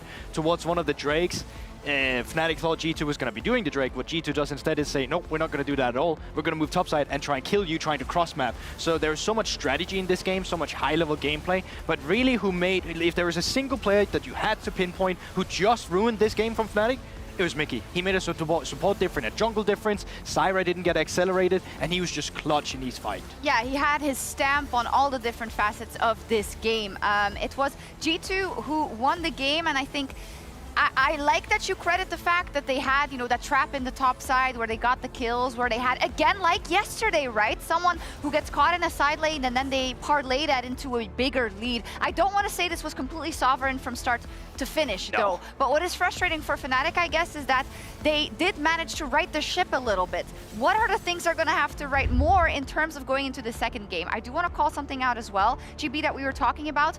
We talked a lot about how the supports would be covering mid. There was a lot of attention attention in the top lane in this first game. Oh yeah, absolutely. I think it just came from the matchup as well. BB had such an issue with the nice trade that Aragon and Niski highlighted as well, where he makes a mistake and the entire early game has to change as well, where G2 essentially just have to cover top lane. I think the proxy stats for BB in terms of being surrounded by his jungler and his support was almost double this game from what his average usually is, and that really goes to show that yes, they're a mid-game team or mid-lane team, but they're also ready to really swap everything around whatever lane that needs it. And that is a mark of a great team that is able to win championships. You got to be able to change it on the fly. With that being said, what does Fnatic need to change? They are electing to stay on the blue side. Listen here, we were looking at that draft. I saw 380 carry bands. We're talking about Hans Zimmer's champion pool was being small. We're talking about it being pinched. What did he do? He brought out an Ezreal, and honestly, he looked a lot better on that Ezreal than Noah looked on the Jhin. We've seen Noah's Jhin already. Mid to late game, we've seen some good signs for it, but once again in the early game, he dies isolated, right? It's clear that it's not that much of a comfort champion compared to some of the others. I think that you can already identify that Oscar's doing completely fine on the top side, and you need to diff the bot lane, because we have seen the Fnatic bot lane be better than the G2 bot lane, at least in lane. Okay, that's a strategy that sounds good to me. Let me see where Fnatic is going in the second draft, and let's head back over to our casters. And welcome back to our casters. We are here ready for game 2 to see if, once again, it's a 3-0 finals. Often between these two teams, we do see that. We've had 1-3-2, 2-3-1s, and the rest of the 6. In fact, that's 3 of them. In fact, yeah, I did the math. You did sound like you were calling it like dance numbers. It's like 1, 2, 3, 3, 2, 1, 2, 3. And what a dance we've had on the Rift so far. It's been a jig. It was an early cha-cha out of Fnatic as they got that lead, and then G2 can win the game in the end. Do a slow waltz. Okay. And then we got into some freestyle. Isn't that just like freestyle? Saying it's freestyle is just cheating. Freestyle. Big type of thing. I mean, you know? I didn't pick the category. Ash, Misfortune, Sejuani, taken away from the side of Fnatic. Rumble banned away from B-Boy in that top side. See, Zyra immediately going to be locked in. I am kind of, well, with the Sejuani gone, I'm not as surprised, because Sejuani's been such a big pick across the series last time and this time, and now we're going to get the brand to try and answer that. So double AP junglers finally coming through. Likely means that we're going to get some type of engage top, maybe even engage support as well. Fnatic this time around, though, taking away the Ezreal. I think that's smart. I think Ezreal is just a really strong pick. I've honestly been surprised over this weekend that it's been lower on the priority list. Let's not forget that only last week Caps was first picking the champion to play it in mid lane. That's going to be denied away from Hansama, but there's an AD carry that's missing that he has access to that was banned last game that I've now completely forgotten. But last game Zeri's still there, Kai'Sa could be the answer, but I imagine we'd be banned away as well. Varus. Varus, that's the one I was looking for. Now the Nautilus locked in for G2 does suggest that they could be looking at a Varus. If they're sticking to form, given that they've already seen the AD carry ban, we likely won't see the Kai'Sa and the Zeri come through. Instead, what I imagine is they'll look to ban away supports themselves. Rel does make a lot of sense, maybe even the Leona. Fnatic, though, targeting top laners. They are likely thinking about the Renekton blind once again. I think Fnatic could do well by banning Kai'Sa as well. Because you already have some poke coming out from G2. Nautilus Ultimate will follow the Ezreal as he jumps away, and then Kai'Sa has the assassination potential to dive onto the back line. It's a long matchup that we've seen. It's a matchup we've seen for a long time where people pick the Kai'Sa deliberately into the Ezreal. Also, specifically, when you go to leave lane, you leave the Ezreal and Kai'Sa in their 1v1, but essentially that's where Kai'Sa is strongest, because she hits the Void Missile onto Ezreal, she follows up with the Killer Instinct, and out-effectively trades that Ezreal in that 1v1 scenario. So I wouldn't be surprised to see the Kai'Sa come through here, and then you can kind of set up for a Broken Blade to go for something that's a little bit more engage heavy if you want, just to have that follow-up on the Nautilus from Mickey. Well, instead it's Jhin giving some more range to the G2 composition. Next and Leona immediately locked in for Fnatic, answered by Ornn. That was a very quick second phase from both these teams. All right, they're eager to get into game, and so are we. Fnatic largely running back a very similar draft. The only real difference is that the AD carries have now been swapped. Jhin on the side of G2 and Ezreal on the side of Fnatic. I'm excited to see how this one plays out. I am not the biggest fan of Jhin in this scenario, though, because usually when I like Jhin, it's, hey, we've gone for Kari top laner, Kari jungler, Kari mid, and we haven't engaged support. We want some sort of follow-up CC coming through from the curtain call, the deadly flourish, to set up then for the rest of our team fight. But I think now you're just kind of missing a lot of the damage that Hans Sama could potentially evolve from the gym, because you tend to spend a lot of the start of the fight opening up with the curtain call. I think I would have preferred the Kai'Sa in this situation. It's still not a terrible comp all-rounded from G2. It's just, these are the kind of moments where I'm just not the biggest fan of Jin. The main reason why I don't like Kai'Sa in this situation is because I think that if you ulted in, you're isolating yourself from the rest of your team. There's not really much that will follow up with that engage. Sure. And so I think the logic behind the Jin is that it complements the range that you do have, similar to how a Kai'Sa would, but also that there's not a very tanky side on the side of Fnatic. Renekton built more bruisery than full tank, which Jin, while he can struggle to a degree, struggles significantly less. And if he does get to pop off onto a Zyra or a Lucian or an Ezreal, he can do some serious damage. So I think it does make sense to me. We're going to be jumping into game 2. We'll see how things pan out. Because last game, Fnatic, they got off to an early lead. They found a lot of great skirmishes. But it was really that Baron. It was Mickey's Poppy that changed things and made things a little miserable for Fnatic later on. Are you a master of the Rift? Do you never miss a game? Santander's here to reward you. Head on over to santandergaming.com to win weekly and monthly rewards like Hextech chests and skins. This week's code is a mystery according to our auto queue, but you can read it on the screen. It says Herald35. Just type that in. Why do you always do that, Medic? What? Yeah, you could have just... I'm like Anchorman. Okay? I'm one Burgundy. I read what's on the screen. Well, you didn't read what was on the screen. Yeah, well, that's because I'm better than one Burgundy. Gameplay game 2. HUD. In-game HUD. Viz sponsors game 3. Minions have spawned. They have. So, you mentioned something, Vedius, and you said Fnatic got off to an early lead in game 1, and I was there. We watched it together, and I agree with you. The problem has been for teams against G2 across the course of this playoffs that getting out to an early lead doesn't seem to actually eventually win you the game. Because G2's early game across playoffs has been pretty poor. In fact, I would put it at a dire level comparatively to where they were in the regular season. How is it that they so consistently manage to fight back from behind? They make smart decisions. I honestly think that the Baron itself was not a bad call from Fnatic. I mean, Dagda called it, I see jungler bot, why don't we do this? But yeah, I think against the composition that G2 had drafted, it was just, it was always going to be a difficult objective to contest, and ultimately execution was better by G2. And I guess you could argue that in the clutch, G2 can rely on their execution. It's a very vague analysis because there's not really any objectivity to it. Yeah. But something that we talked about yesterday was the G2 magic. Niski even talked about it on the desk that we weren't really seeing. But we're definitely seeing a bit of it today. Yeah, I think what G2 are very good at is actually Mickey. Mickey needs to get out of this. He's already flashed and he's already down. First blood to Fnatic. That was beautiful. Okay, Jun baits him in with the Shield of Daybreak into concussive blows counter, where it's like, oh, I'll stun you, you root me. They both pop their aftershocks. Mickey did not realize Jun was going to hit 2 as he walked into the bush. Really well played by Jun and by Noah. It was actually top tier support gameplay. Yeah, I mean, realistically though, you should have been aware that he's going to hit still 2, top tier, right? okay? Yeah. I'm looking at the positive side of it, Rob. Yeah. I mean, nicely job from Jun, but yeah, I mean, the creeps are about to die here. You should always be paying attention there as the creep dies. Jun is now already there, gets the follow-up, and nicely done there to get that kill. And now Noah already off to a great start in this matchup in the bottom side of the map, but now Razork already going to make his way down here, knowing that Mickey has no flash. I think it's more to just make sure you can safely crash the wave, but maybe they want to dive? It'll be a risky one. Maybe looking to see if Yike had started topside, could go down towards steal away his Gromp. Razork coming in now. The next wave is like 15 seconds away. Noah's going to get hooked. It with the Deadly Flourish as well. That next wave is a long way away. More to poke Hans Summer and Mickey than anything.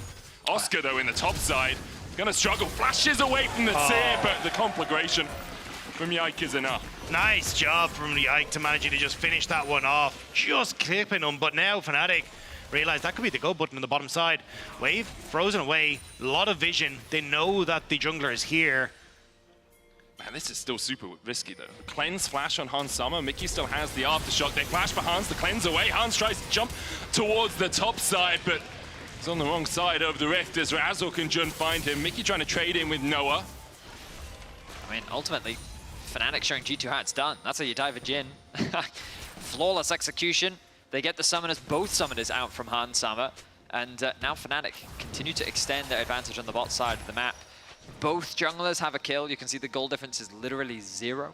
As Yike was able to find a play on the top side of the map, relieving some of that pressure in a matchup that I think is already, I mean, early on is not favored towards the Ornn, but Ornn can definitely have a nice time into that matchup and eventually scales to a point where you just offer so much more in the later game.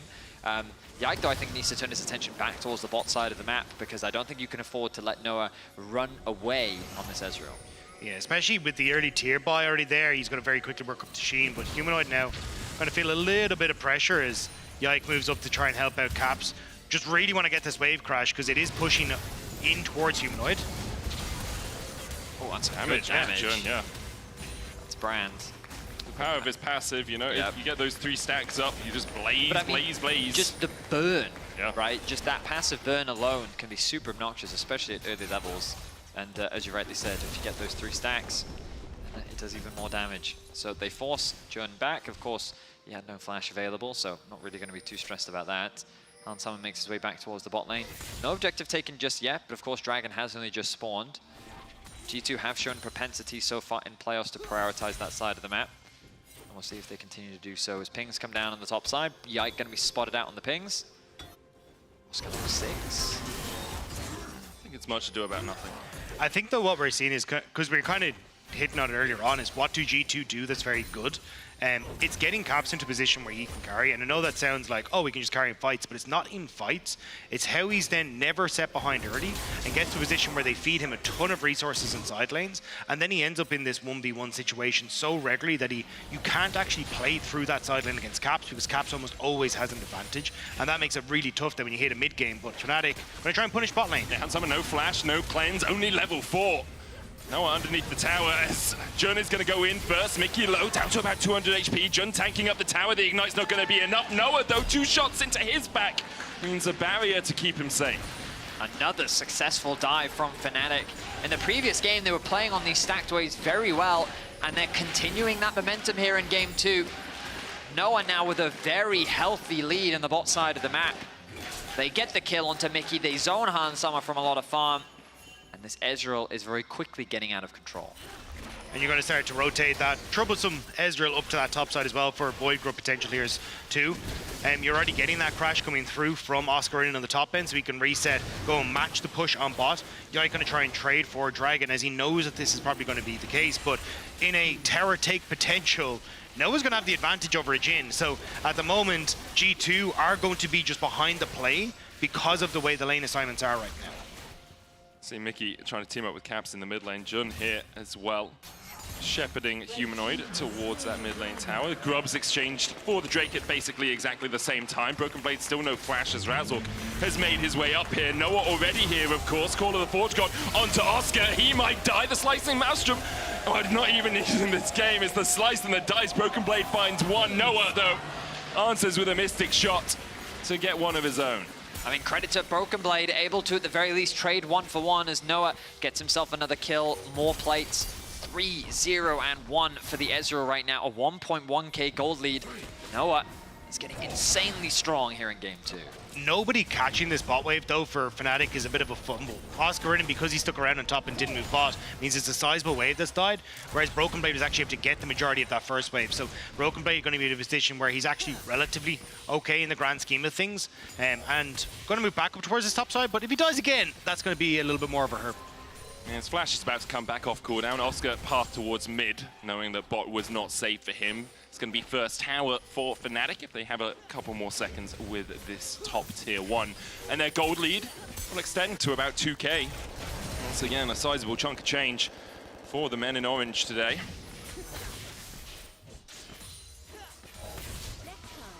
Take a moment. Yeah. It's just, I want to see how much Noah can do now on this Ezreal, because we kind of, like, we've already seen him have some great performance. I think it was last split or maybe the split before on this champion, and now he's just been so far accelerated that anywhere he shows up on the map, it feels like it's nigh on impossible for G2 to really fight.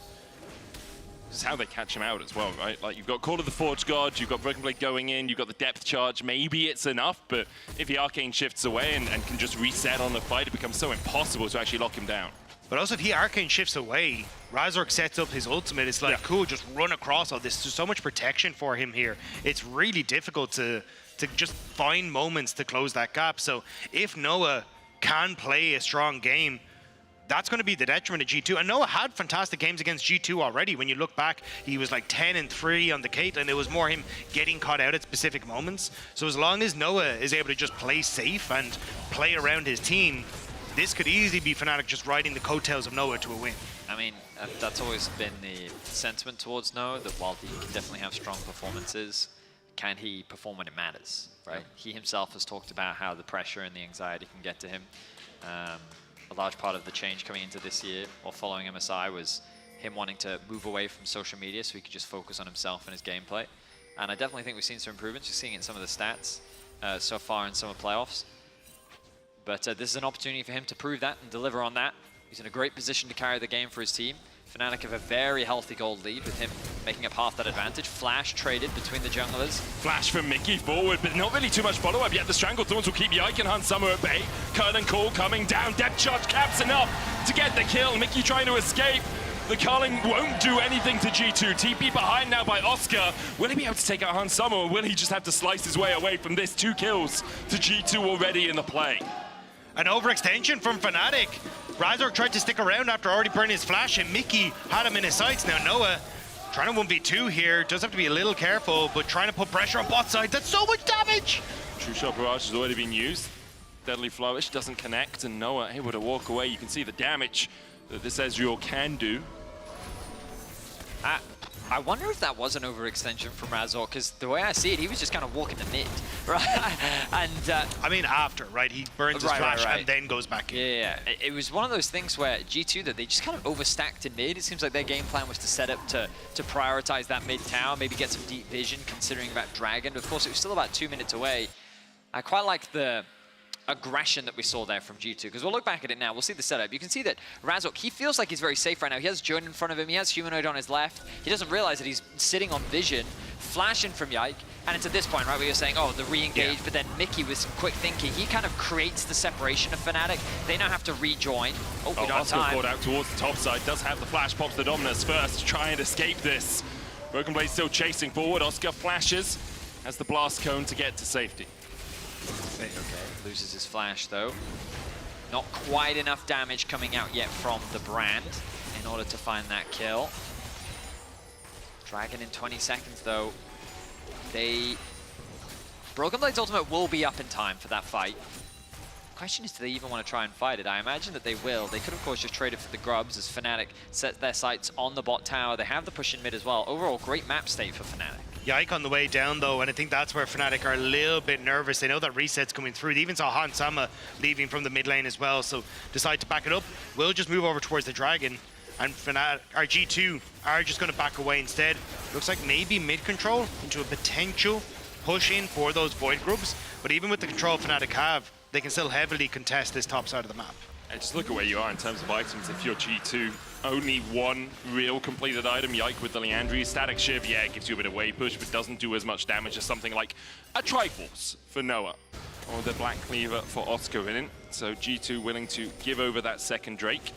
It's Fnatic's first of the game. They have 3 grubs as well. Razork's now up towards those grubs, doing a little bit more. TP invested by Caps. They're going to shadow him. They're trying to get plates out of this. Yeah, there's a ward at the back of the Void grubs that just spotted out that Razork was there. So it's the TP to keep the tempo up so they can force back anyone from Fnatic, as you can see there, moving towards the bottom side. Yike just kind of doing his due diligence to force people away, and they're trying to hightail it towards this bot lane tower. True Shot Barrage hits all 4 of them. There's the Zenith Blade. Another TP in by G2 as Jun thought it was a 2v3, but eventually it's a 4v2. G2 turn it around. Yike tanks the tower though, and Jun gets one in response. G2 were just playing for these extra 2 plates in the bot lane. They'll get them, but they sacrifice their jungler for it. I really think that's still a worthwhile endeavor for Fnatic, especially if Noah can get a kill into Hans. Hans dodges the final Mystic shot. They might get top tower. Like, it's so low. That's You what have I'm 6 saying. grubs. Yeah, so what happened was 1-for-1 trade in bot lane. You also commit the TP from Broken Blade and from Caps. The tower's going to fall in top as well. Like, I think that was a great play from Fnatic. They've only continued to extend their gold lead. Of course, Caps now in a much stronger position, but losing your support in exchange for a 1-for-1, yeah, I think that's pretty worth it. Herald now alive, with the resets coming through from G2, you imagine that that's likely going to be their objective. We'll look back at the dive, and Jun kind of goes in here, looking to try and keep Caps underneath the tower. Nice response from G2 as he uses the Valkyrie to get away. But it was this nice ulti there from Jun. Locks out, it gets body blocked, I think, from Caps a little bit. So he takes a slightly awkward pathing. No flash available, means that he ends up trading 1-for-1. Nice play there from Jun. And then you got Fnatic opening up on this bottom side again, trying to get this outer turret for themselves. Mickey can't really defend this with Caps, and they already know there's several members of Fnatic on this bottom side. Hansama going to try and move across, but bottom side tower is going to die off this play. I'm honestly surprised that they keep sending Broken Blade to top lane. My expectation would have been that they would send Caps up and then they would try and cross map, concede the bot tower, have Broken Blade with his ultimate, just catch his wave on bot.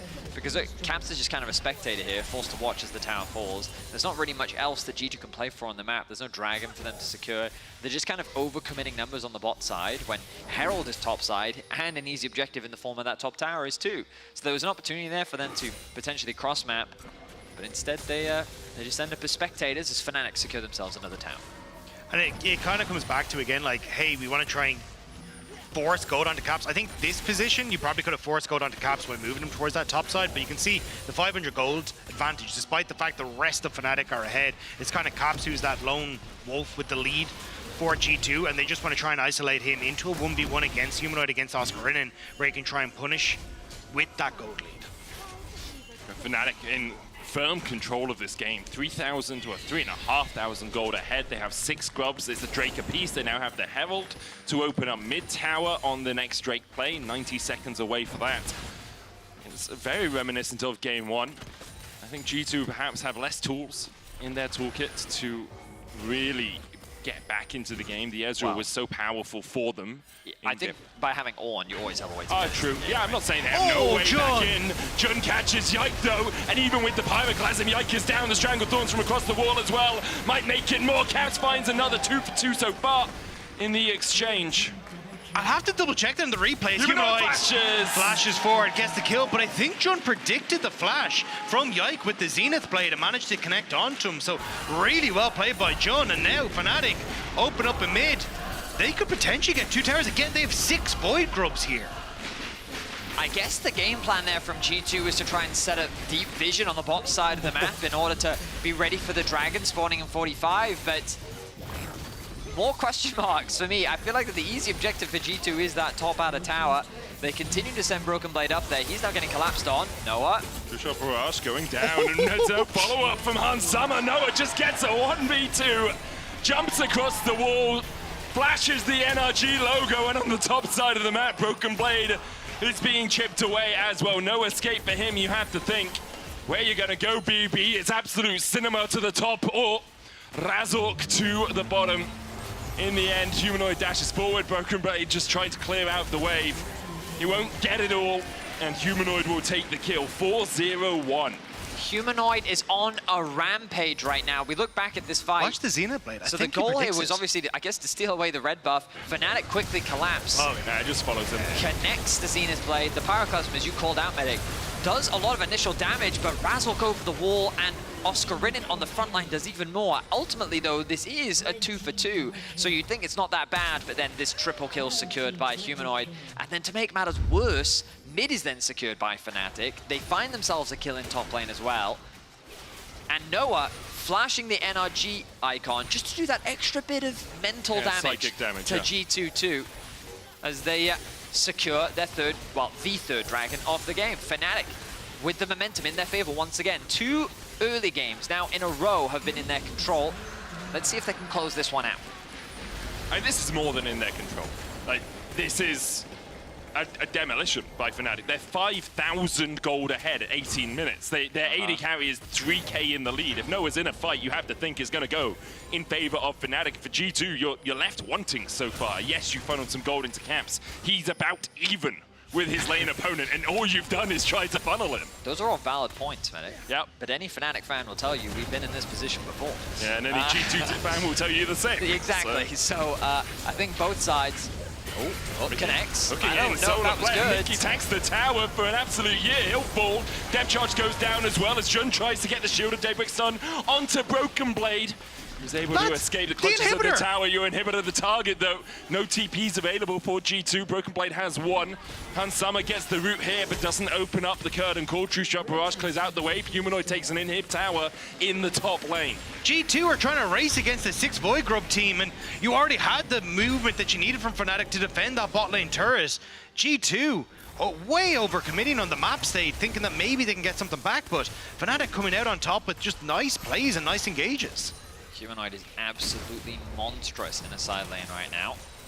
And while G2 are doing a good job of trading kills in the fight, 1-for-1s, 2-for-2s, Fnatic are just getting way more on the map. They still have their mid tower alive. Fnatic's side of the map, sorry, G2's side of the map is kind of falling apart with the top side completely exposed. Baron is now alive with Fnatic sitting at 2 dragons with 6 Void Grubs as well. It's really been just their game from start to finish. Yeah, and I think the G2 in trying to defend this are making a few mistakes on calls. Like Hansama cannot stand against Noah anymore. They're trying to essentially use him with that static shift to clear out waves, but Noah just jumps onto Hansama and is able to kill him and force him off the wave state, so Hans can't really compete there. When you end up trying to overforce in the bottom side, you've too many disengage tools with Razork's ultimate, Jun being able to play frontline, Oscar Rinnan doing well in these fights as well. So it just opens up Humanoid to fully play side lanes, and now G2 are in a position where it feels like only a moment's notice until Fnatic come back out on the map. Oscar Rinnan pushes bot, Humanoid pushes top, and you get to set up that vision for Baron and play into these choke points where maybe you can catch out G2, like, ooh, potentially here. Jun has been on fine form so far today. Constantly finding these engages, might look for caps across the wall, takes a chunk with the Pillar of Flame. Wards across the wall as well. He'll heal that up with Warmogs. True Sharp Barrage coming out, meaning G2 kind of had to take the long way around. They're trying to take a shortcut here. TP by Ornn to the tower. Jun low. They thought they were going all the way round, but it's ring around the roses for G2 as they find one. Call of Portugal coming down. Noah able to jump away, but he's still locked up. And it's happening again! It's happening again, but Fnatic are trying to slam the door in G2's faces. Broken Blade falls low, 2-for-2 so far in the exchange. A terrifying situation for Fnatic to find themselves in. A single overstep from Jun is immediately punished. Noah gets caught with all of his summoner spells up. And you think, oh, they're going to get wiped. It's going to be a Baron. But fortunately, Oscar on the front line is able to do so much damage. We start this fight off with Jun getting picked off. It's because Fnatic were skipping steps. They try to push in towards mid. Oscar Rinnan had already left to try and move to bot, so they pick off Jun initially. Noah's then overextended. He gets caught. Now, thankfully, Humanoid also fed as all hell. So when this re-engage comes through and Oscar Rinnan's able to provide that front line, Humanoid is just able to follow up, and a huge amount was already used by G2 to try and set up the initial play. Smiles on the faces of Razork as he landed a really nice binding into ultimate combo to lock up 2 members of G2 and zone them away from that immediate follow-up. Also because he was saved from dying by Mickey. Like Mickey dredgelines him as the 4th shot comes out of the curtain call and yeets him out of the way of the bullet. Like, it's a bit of anti-synergy between Hans and Mickey there. Still, Fnatic's gold lead, 5,000. A bounty on Humanoid's head of 650 gold. Someone definitely wants him dead, probably Boris, as he wants to get that gold in the pockets of G2. 2 items now complete for Caps and for Hansama. The Infinity Edge second, his weapon of choice. But 3 for Humanoid. It's gone IE, Kraken, and Lord Doms. I'd like to see Fnatic slow down a little bit, though, in the way that they're trying to set up these plays, because there's no need to try and overforce like they're doing at the moment. You can, well, Dragon's going to be up, so they will take it, but over the next couple of minutes, it's like just push in mid, set up your vision, play slow, because if you find any sort of pick with Jun or Razork, people die. You don't need to try and overforce these 5v5 fights and essentially cause issues for yourself. Now G2 though, are TPing in. They want to try and commit towards this. Oscar Rinnan is in base. Zenith played in. Jun caught out first. The Stranglethorn's coming down as well. Mickey's the first to die. Curtains open from Hansama, but Oscar Rinnan should be able to collapse onto him. Can't get there in time. Both the supports have gone to an early grave. The Drake, the target for Fnatic. G2 pushing down mid. It's a trade of supports, as you said. Dragon exchange for the mid-tier 1. I feel like G2's in a better position because they also have access to the Baron. With a lot of ultimates used, there's a world where they could force this in order to maybe get another fight out from Fnatic. They get tier 2 before Fnatic do. It looks like they'll just... in mid, at least. They'll just secure that objective. So Fnatic still put themselves at sole point, so it's definitely not the worst case scenario for them, and still 1-for-1 in overall kills, but just look at the map control that G2's gaining. They have vision on Fnatic's top side of the jungle. G2's able to get the Scuttle Crab as well. Fnatic now have to fight their way back into the fog of war. Oscar acting as the front line. They see BB on bot side though, he has no TP, so Fnatic might just try and force the Baron, knowing that they have a numbers advantage for just a moment. Humanoid only coming out of base though, might leave them a little short. So, right, because all you need is a single ulti. I mean, it's also still what on cooldown, cost them oh no, it's not. the game in game 1, right? We talked about that Baron play, the call to take it. I prefer this play much more. Just prioritize getting that mid wave, forcing G2 to walk up through their top side jungle. Played in once again by Jun. Mickey has to flash away. Oscar in will use the blast code, but he's pulled back with the dredge line. Flashes the wall. Caps dashing forward, looking for more.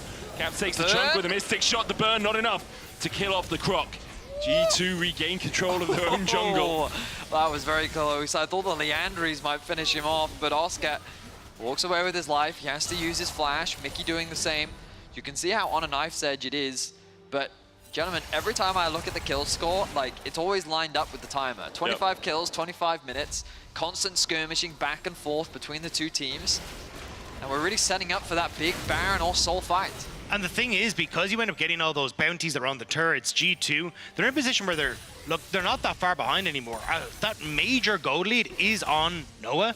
If Noah can't perform in the fight, G2 can look to carry the fight through. Your brand does a ton of damage. Caps with that upgraded Ornn item as well, going to do a lot of work. So Fnatic have to be incredibly careful as to how they try and approach the rest of this game. This Corki is really scary, man. Like, I look at, if I'm in the game, I press tab, I look at the items, I'm like, and then I remember that his Caps on the champion as well. It's a situation where Fnatic definitely can't afford to rest on their laurels. They're in a great position, as you highlighted. But this game could very easily turn on a knife's edge, just as we saw in the previous game. I feel like that we've got two similar drafts. Ornn, definitely a stronger engage tool, but Zyra, probably a stronger disengage tool. Fnatic, to a degree, have a little bit more range, but both compositions function in very similar ways. And so ultimately, a lot of these fights are going to come down to the execution and how they will set up around these objectives. We see a lot of little wards lifted around G2's jungle as they've been clearing out the Fnatic vision. But it's Fnatic who has first access to the Baron River for now. I do think G2 have some non-committal range with Hans Sama. They can use non-committal engage, they can use with Hans Sama having that curtain call, because then essentially you just get to chase down a little bit, and no one on Fnatic apart from Jun is really tanky enough to try and, well, absorb that. So I like what Fnatic are doing at the moment, which is just try and play out through side lanes. So maybe there isn't that moment, but Hans could open here if G2 really want to commit on towards Noah and Razor. I think G2 should just try and force a Baron to get the TP out from Humanoid right now, because they can't really afford to send anyone. It looks like they are going to send Caps, but know that he doesn't have his TP available. He can catch that wave, but now there's a big window here where Fnatic can actually force something. If they started a Baron or started a fight, they would have guaranteed numbers advantage. And Mickey was seen recalling there as well, so Fnatic do have a moment. Caps' TP is like 2 seconds away from being off cooldown though, so Oscar's is about the same. But I think that's my, like, just forcing that extra bit of pressure. I guess the concern is once you start the Baron, you're kind of using your turn to do that. So then if you then get forced away, G2 could potentially gain access into the mid wave, put Fnatic into an uncomfortable position. So starting the Baron does, of course, come with its own risks. But in a game like this, where ultimately it comes down to execution, you're always looking for those small advantages. And I know both teams playing very respectfully, playing very cautiously, vision being cleansed on either side. But it's G2 now that have control around the Baron. It's also, like, there's just so much zone control from both teams when it comes to a Baron fight, right? Like, if Fnatic started up, Call of the Forge God, he's even got a nice little runway paid for him by the Baron to hit it. Pyroclasm coming in and a curtain call, right? Like, you might just all be fish in a barrel. On the other side, if G2 started up, Strangle Thorns, True Shot Barrage, and the Culling. Like, Solar Flare as well, just add it on top of it. Like, either team starting it is a risky endeavor unless they pull off it properly. Broken Blade TPing in here. The Solar Flare going down on Timber. The Bellows Breath will avoid the stun. Mickey tanks the Culling. Pyroclasm bouncing around. But no Blaze passive. Call of the Forge God comes back. Noah trying to escape. The curtain's open. The hook back from Mickey, but into the Sterax. Mickey will fall. Oscar just able to escape. Look at Noah, less than 12 HP. And you gets him! Some sort of burn pulled out of nowhere, out of the ether as Jun dives in with the Zenith Blade and Humanoid begins to open up like slinging, shooting shots into the back of Broken Blade. Jun now caught out. Hans Sama doesn't quite have the damage to actually kill off the Leona, but G2 somehow found Noah in that fight. Humanoid is going to go for the reset. He can teleport back in, so it may just be a breath before round 2 as Fnatic start to step up again. Oscarinin can start to move across. Bradsork healing up off the jungle camps as quickly as he can. The crazy thing is, because of the deficit that G2's at, that's a bounty. Yeah. They've just claimed a bounty, but you look at how close these fights are, and it doesn't feel like they're at that kind of a deficit. Mickey just fumbles the engage, the TP comes through, Fnatic turn all their attention knowing that they have the numbers advantage, and Humanoid does so much damage in this fight, but the Pyroclasm in exchange, Noah goes in trying to finish off members, he gets chunked out by Cats, chunked out by Yike, and he's immediately forced to retreat. Look at the burn! He just gets eviscerated from the passive damage from Brand. He tries to heal up on the Raptors, he can't quite connect the Q. I actually think it might have been a conflagration bounce. So the Blaze passive conflagration is the E. No, I know, yeah, I think that just bounces to him right at the last moment, which is what kills him off. But very close there for Noah. Solar Flare going down. Hansama just gets chunked. The Strangled Thorns has been used. Mickey trying to retreat, but already Caps is down. A huge shutdown for Humanoid as G2 have to retreat. Mickey will heal up in a second. Instead, he's just going to go back to base. I mean, Humanoid is in playoffs form right now. This man is a monster. And the fact that he was able to find that kill onto Caps, no TP, means that Baron is prime for the taking. Hanzama still has ultimate though if he wants to start to unload onto Fnatic in the pit. There it is. There's the curtain call. It's onto Oscarinin. Broken Blade and Yike trying to get towards the pit. The call to the Forge God lands onto 3. Jun diving in. Oscarinin dies. The Baron resets. Broken Blade getting onto the backline. And there goes Humanoid. Is looking to make it 2. Put Noah in the arc with him instead. Jun will be the one that falls. Mickey flashes! And once again, somehow out of nowhere, G2 find victory in the jaws of defeat. Fnatic just cannot keep G2 away. G2 find their moment to come back in. Hansama has a great ultimate, and just like that, G2 get the Baron. Broken Blade on the backline finds a 3-man knockup. Excellent execution from him to just turn the fight completely on its head. Look at Humanoid, the culling was monstrous. He catches Caps out, who tries to trade it back by using the Valkyrie in, but G2 has 2 low health to contest. They slowly start to heal up, the Warmog's coming through, but keep your eyes on Broken Blade on the bottom right. Yike is able to melt through on the Baron buff. The 3-man knockup into the wall connect. Oh, Broken Blade, and then he gets the kill onto Humanoid as well. This is why Ornn is known as the tank mage, assassin, killer, bruiser, amazing champion. He's coming through on the late game, and it's G2 with the Baron. Barely even got the brittle proc onto Noah. It barely faded just as he went for the auto attack, and now G2 with Baron setting up push on top, already having that wave shoved in on mid. G2 should be able to get this top lane outer. I don't think Fnatic can really defend this. The tier 2 for G2, their march ever onwards, ever forwards towards the base of Fnatic, who are now on the back foot after being on the front foot basically the whole game. Oscar down to half HP. Caps about the same, but he continues to put the missiles down. Broken Blade tanking this up. True Shot Barrage coming out, doesn't clear out the minion wave. The curtain call has been used as Hansama tries to end this show early. Inhibitor will fall. Hansama just holds on to the shots. It's Jun with the last, a parting gift from G2. They have the gold lead for the first time this game, pretty much. It's rinse and repeat. The scriptwriter's getting bored, it seems. Just gives us the same story, game 1, game 2. And that's where I think in those kind of situations, Hansama can do so much with the curtain call, just forcing Fnatic off of their turret, forcing them away from the inhibitor. So, like, you can't walk up, because if a slow hits, there's just so much follow-up from G2. It is actually the first time this game they've been in the lead. The tiniest wiggle of red on that gold difference graph. But now, set up again, G2. They have 2 more waves they can play off of with a minute left on the Red Bull Baron power play. Maybe they can get down to start threatening this tier 2 on the bot side, but it'll be one last drag of an attempt. It's got to be so frustrating for Fnatic fans, because you can see them doing all the right steps, making so many good moves in the early game, but then they just fumble the execution at the last moment.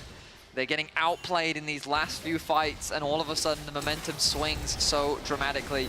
Great damage once again from Humanoid. But look at the damage back from Caps. BBTP's in. Trying to keep that minion wave healthy. Other tier 2 still full HP. True Shot Barrage onto Caps. Humanoid dashes forward. G2 start to disengage. Caps has a TP. The Drake up in 20 seconds time. Fnatic see their opportunity to engage. Jun goes in with a shield of Daybreak. But here comes the curtain call. Solo player's only going to land onto one. And Caps opens up onto Jun. The power of the sun. Not enough to keep Caps at bay. Humanoid down. Fnatic down again, it seems. Noah caught out. He tries to jazz away. He manages to survive with a flash, with a barrier. He jumps back in. He gets Caps. But Hun Summer sinks a bullet in his back, puts him in the dirt with 4 members of Fnatic. And that might be it for Fnatic. G2 are tearing through the base. Fnatic once more. They look like they had it, but G2, they just live in their heads. Fool me once, shame on me. Fool me twice, shame on you. It seems for Fnatic it's the same old story. Fnatic versus G2 is always a banger, but I'm sure Fnatic would want the tale to be told differently. Jun will find one, but G2 will be just one game away from Summer Split champions. They're looking for the 3-peat. In our new format, it has never been done before. It was stopped by Mad Lions last year, but the momentum is all the way in G2's favor, and they're not having clean games. Their early games are bad. Fnatic, they are the driving force in this series, but they need to find a way to close this out if they want to bring us back into a potential Game 5. They definitely do. We'll see what they can change in the next 15 minutes or so. We're going to go to a short break. It's a short turnaround for Fnatic. Can they strike back in Game 3?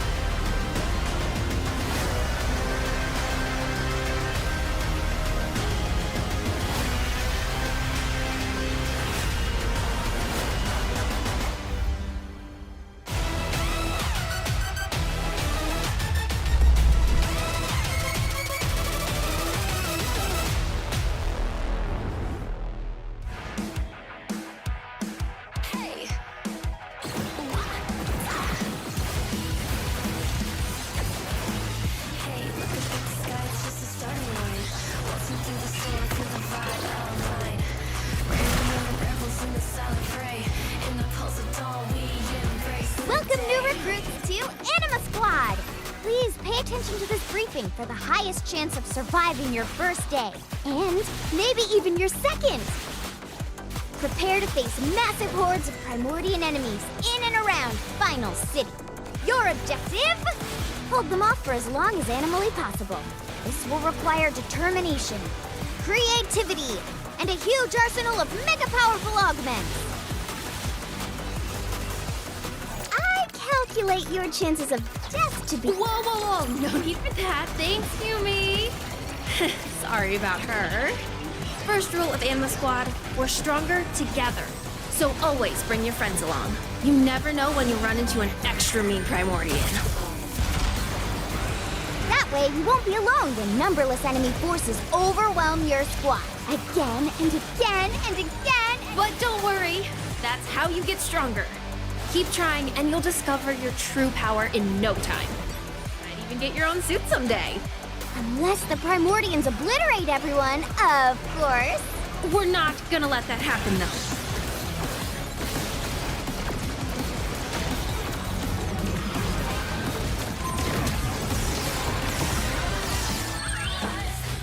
Do it for the digital accolades! Or do it for the last hope of humanity? The whole world is counting on Anima Squad. On you. So get out there and kick some Primordian butt.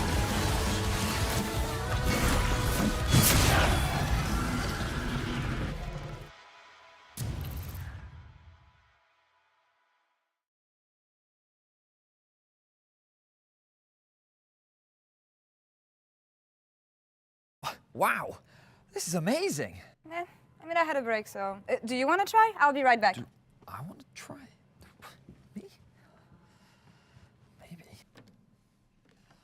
What am I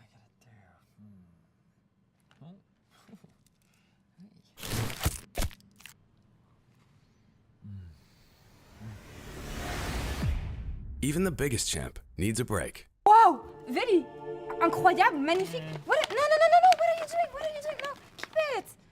He was so good. This was better.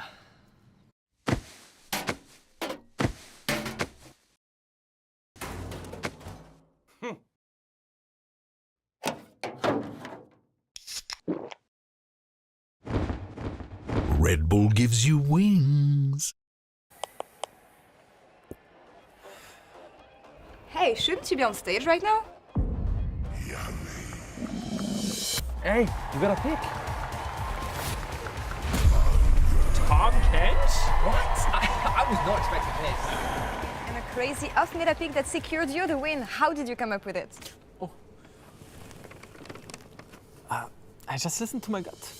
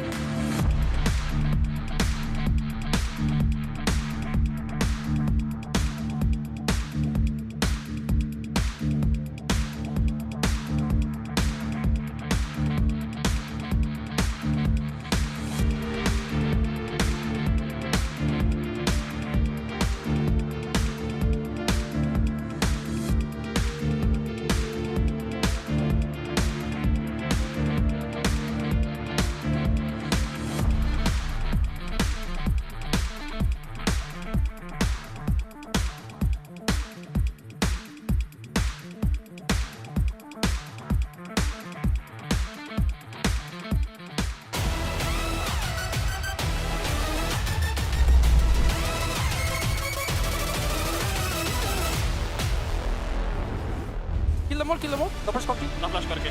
He's 1 HP, man. He's a. No, he's not dead. He's not dead. You can maybe get him, Marek. Very good. I ult them. No push first. They missed the shot. Jin missed the shot. We win this. No push corky. We win. Oh my god, the Jin missed the shot and I was done.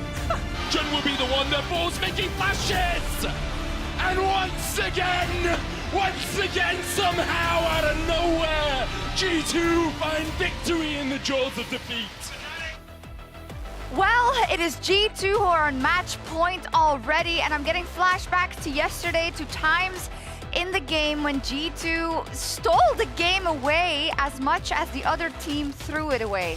And I gotta say, that was a phenomenal throw. Absolutely. I mean, Fnatic's just as much as... I'm so frustrated. I'm frustrated too, because there's so many expectations coming into this game today where suddenly they're just not meeting them. And I just gotta say, they are incapable of closing out a game that should have been 100% won by them. It's super annoying because they've invested so much into bot side. I feel like this was Fnatic's game to win. They got every neutral objective in the early game. 6 scrubs. They got the first dragon. It wasn't a 6 scrubs for 2 dragon handshake. It was 6 for 1. So you were in a really commanding position. At one point, you even secured tier 3 turret. But the lead you got, everything onto no, it just wasn't enough. And look at this. I mean, we already saw the preface before it, Niski, but this really killed them. Yeah, I mean, I feel like G2 is defending really well in the mid game, even when they're behind. And I feel like Fnatic doesn't abuse the timings where they are like really, really strong. Like here, they don't have smite on Razork, so they try to bait a fight, but the fight looks so bad, and then they just lose the game here. And I feel like even in mid game, like Noah was 3k up at one point, but I feel like he just eased forward like a lot, like I did in my series. But yeah, I think G2 is just a better team today, I think. Yeah, I think it's such a mental breaker as well, because Noah, he got everything funneled to him, right, intentionally.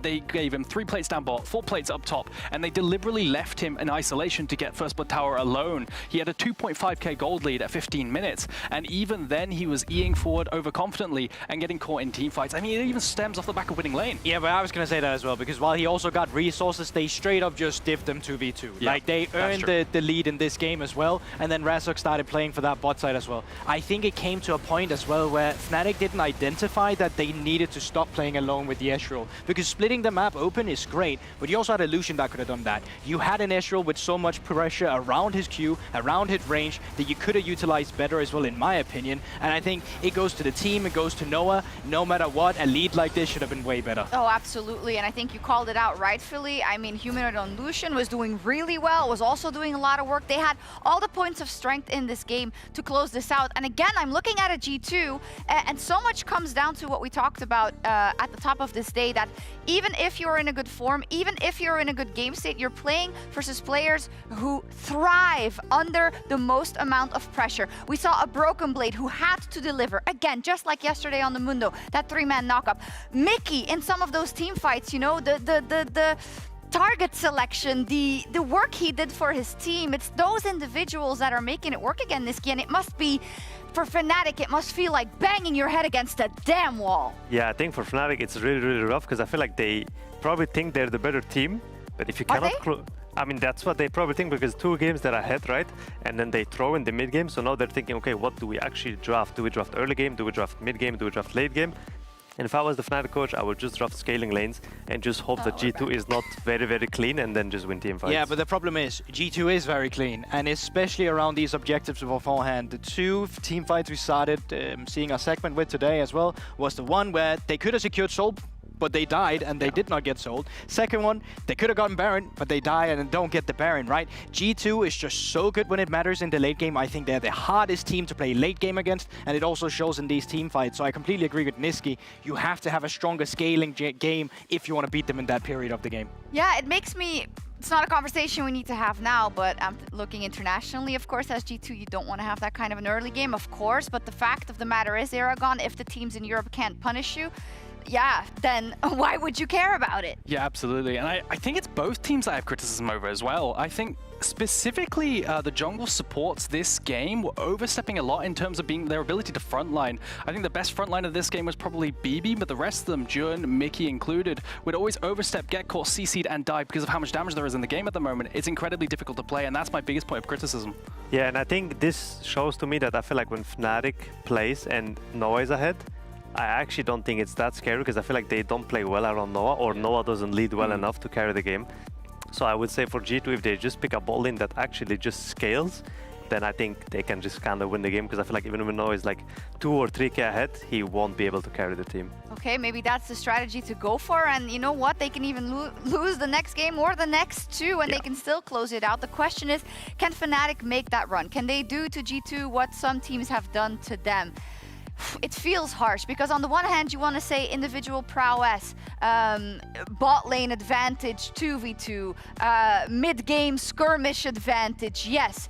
But there's only a couple of moments in games like these that matter. Oh, absolutely. But I will say, we already saw it in Game 5 against G2 with Fnatic as well. When all the chips were down, the cards were shown, they were still willing to experiment. We saw it with Italy. They're a team that don't give up, even when their backs are up against the wall. And I think that is something that has to come through now, because they have to succeed with this reverse sweep. We're heading into the draft. Fnatic is staying on the blue side, Aragon. Yeah, it's rough. I think we see two worlds. Either we see full scaling front to back with the Ornn Azir kind of for Fnatic, or we go to the opposite side where we see the Renekton Nidalee, full everything unleash Razork. Yeah. He's the one we talked about so much, so Yeah. would you actually opt for that strat? I would say so, and I think Razork agrees with it as well. Probably.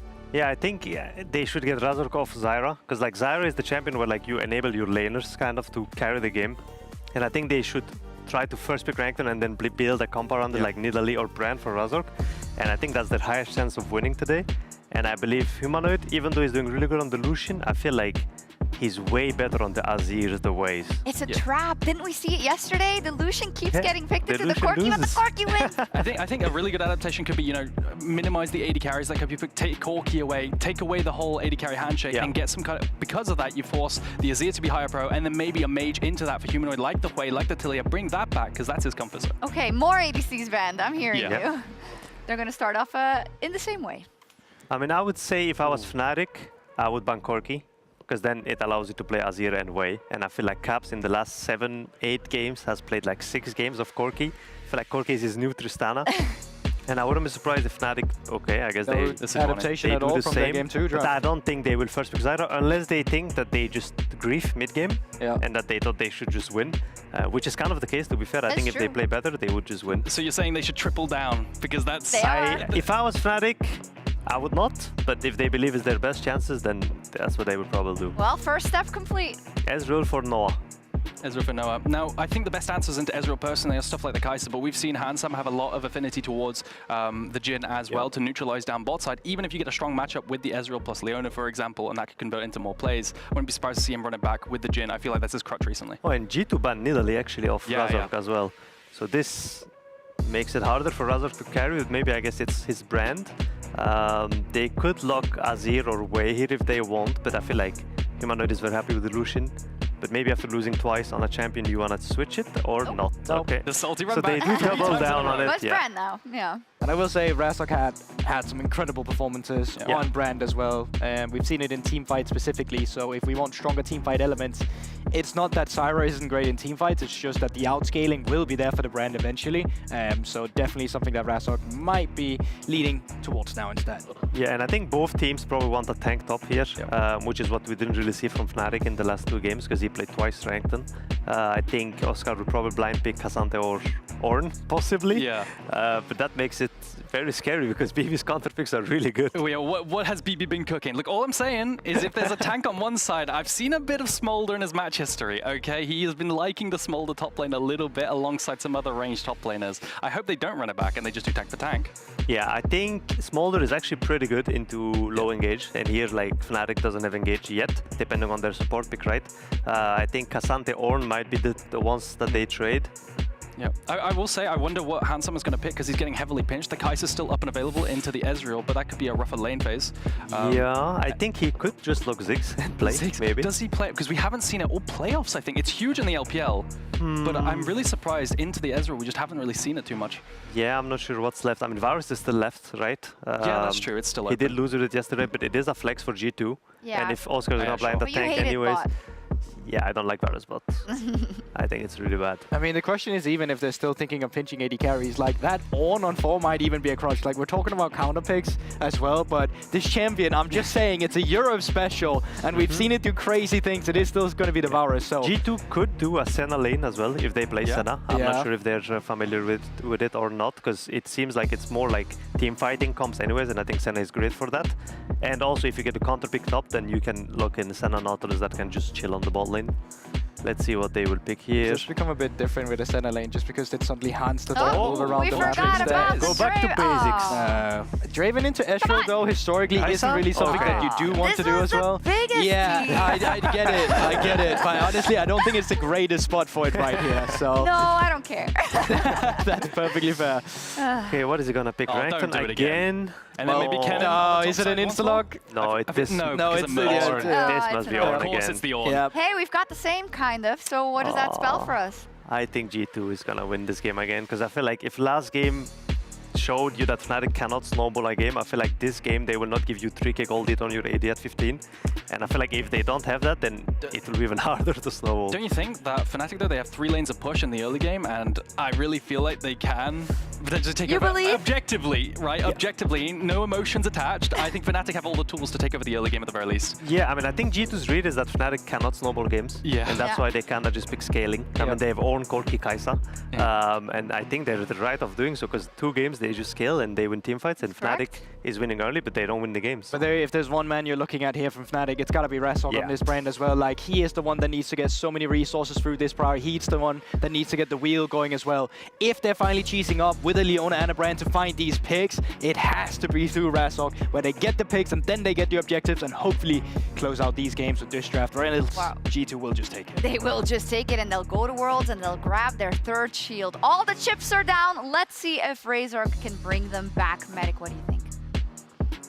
Thank you very much, Shocks. We are here for what could be the final game of the summer split. As Shock said, the winner of this is guaranteed a spot at Worlds, 3rd seed or better. Obviously, we still have season finals to go in a couple of weeks' time. But for now, it's all on the line today. Fnatic sitting 0-2 down after having 2 exceptional early games against G2. And as a commentator, our responsibility is to be impartial, to just state the facts, but I really want Fnatic to win this game so we can get more games. It would be very anticlimactic if G2 were to 3-0 this. Am I meant to take the other side of this? G2 should stop. That's so much better. I'm honestly shocked because Fnatic have been in winning positions, and I think Niski made a great summary at the end where Fnatic have showcased that they don't possess the ability to truly snowball a game through to the end. And when you have things like an Ornn, I think that it just offers so much late-game teamfight power, which is ultimately what these games are being decided on, that you naturally will have doubts about Fnatic being able to snowball this game and effectively close it out to bring us to a game 4. And I do feel sorry for, actually I'm going to hold on to this point, as Cap's going to spot out Fnatic as they're going for the invade, but I think it's more just to get vision down. There's the ward back away. But I do feel sorry for guys like Razork, because Razork is consistently talked about as one of the top, if not the best jungler that we have in the league. 100%. But the man has not been able to pick up a title because G2 at the moment have just stood in his way every step of the way. And it feels like it's kind of time for at least him to pick up an award so then we can start to talk about just how good he is. But it feels like he just hasn't been able to find that success to run through, as you say, into the later portions of the game. Arguably the best LEC player to have never won a championship, to have never won a title. You can see how good his playoffs been. Yeah, it is one. We're not going to have it right now, ready, because I can't list up all the people that were good that haven't won. But it's a great conversation, right? Because it's that fascinating debate behind like how many great players has Caps denied a title from. He's just that good as Mickey. Is this a repeat? It is a repeat. Jun's going to hit level 2 No and Mickey's way! going to die. Oh my! They didn't even hit level 2 this time. Noah, though, might die in response. Hans cleanses away, but he didn't anticipate the barrier. It's 2 for Noah and Jun in the bot lane. Surely this is enough. Surely this time. A double kill for Fnatic's bot lane. Noah has gotten first blood in every single game. Now he's 2-0 on the Ezreal. And Fnatic find themselves with a 1k gold lead already. Jun looking for mid. Caps will have the Valkyrie. Jun just holding the Zenith blade. Yeah, the level 3 being hit there kind of snuffed that one out, because you could take the Valkyrie then at level 3 and make sure you're able to step back. But we'll give Humanoid guaranteed push in the lane, which is still nice, and just Jun using that time where he doesn't really have to be bot to put some hurt onto Caps. Like, all credit to Jun and Noah for this. But Mickey and Hansama are kind of into like, you go Titan's Wrath Burst for the shield, it gets worn down. They can just flash on you, and then Hansama's like, oh, maybe I can kill off Noah, but just doesn't anticipate him using one of his summoner spells, so ends up dying as well. It's also just how strong press the attack is in these early stages for Ezreal. You can proc it incredibly quickly because of your Qs, and then just being able to run through based off your auto attacks and that. But G2, a lot of members in mid lane, not able to get too much success there, but no summoner spells burnt on the Fnatic side. Mickey has flash here, might just try and flash hook to burn humanoids. Instead, they're just looking for the push. Humanoid forced away, Jun still waiting around the corner. Razork working his way up mid as well. Look, guys, if you're not sure what to do, just put everyone in the mid lane and see what happens. Early games for Caps and Humanoid have been very much dictated by how many players there are around them. As we see Mickey getting caught out with a Shield of Daybreak, Caps goes in, kills off Humanoid, another stun for Jun. He'll flash the wall. Yike might flash to chase, decides against it. Razork's still there. Cooldown's coming back up. Pillar of Flame connects. The Seer does too. There's the stun. The Root coming back out. Plays enough to kill off Yike. No, not quite as Razork dies in the end. The burn will tick. And it ends up being a 2 for 2. Now Humanoid comes to look to make it 3 for 2. Can't quite find enough damage on Caps yet. What is happening? Everyone's a big up. flash for Humanoid as Caps not going to be able to, or sorry, Humanoid not going to get caught out there, but still huge amount of effort in this mid lane. Caps has red buff now, should be able to push this wave and get a reset and TP back in, but he's so low. The answer to that question is it's Fnatic G2. Oh, thank you. Yeah. And yeah, let's go back to the start of this. It starts with an initiation between the two supports. Razork from over the wall gets spotted on vision, but then he just bursts through Mickey with the help of Humanoid. Caps then quickly trades that back. Jun is forced to flash away, and Yike sits there and says, well, hang on, can we chase this? And Razork says, no, you cannot, good sir.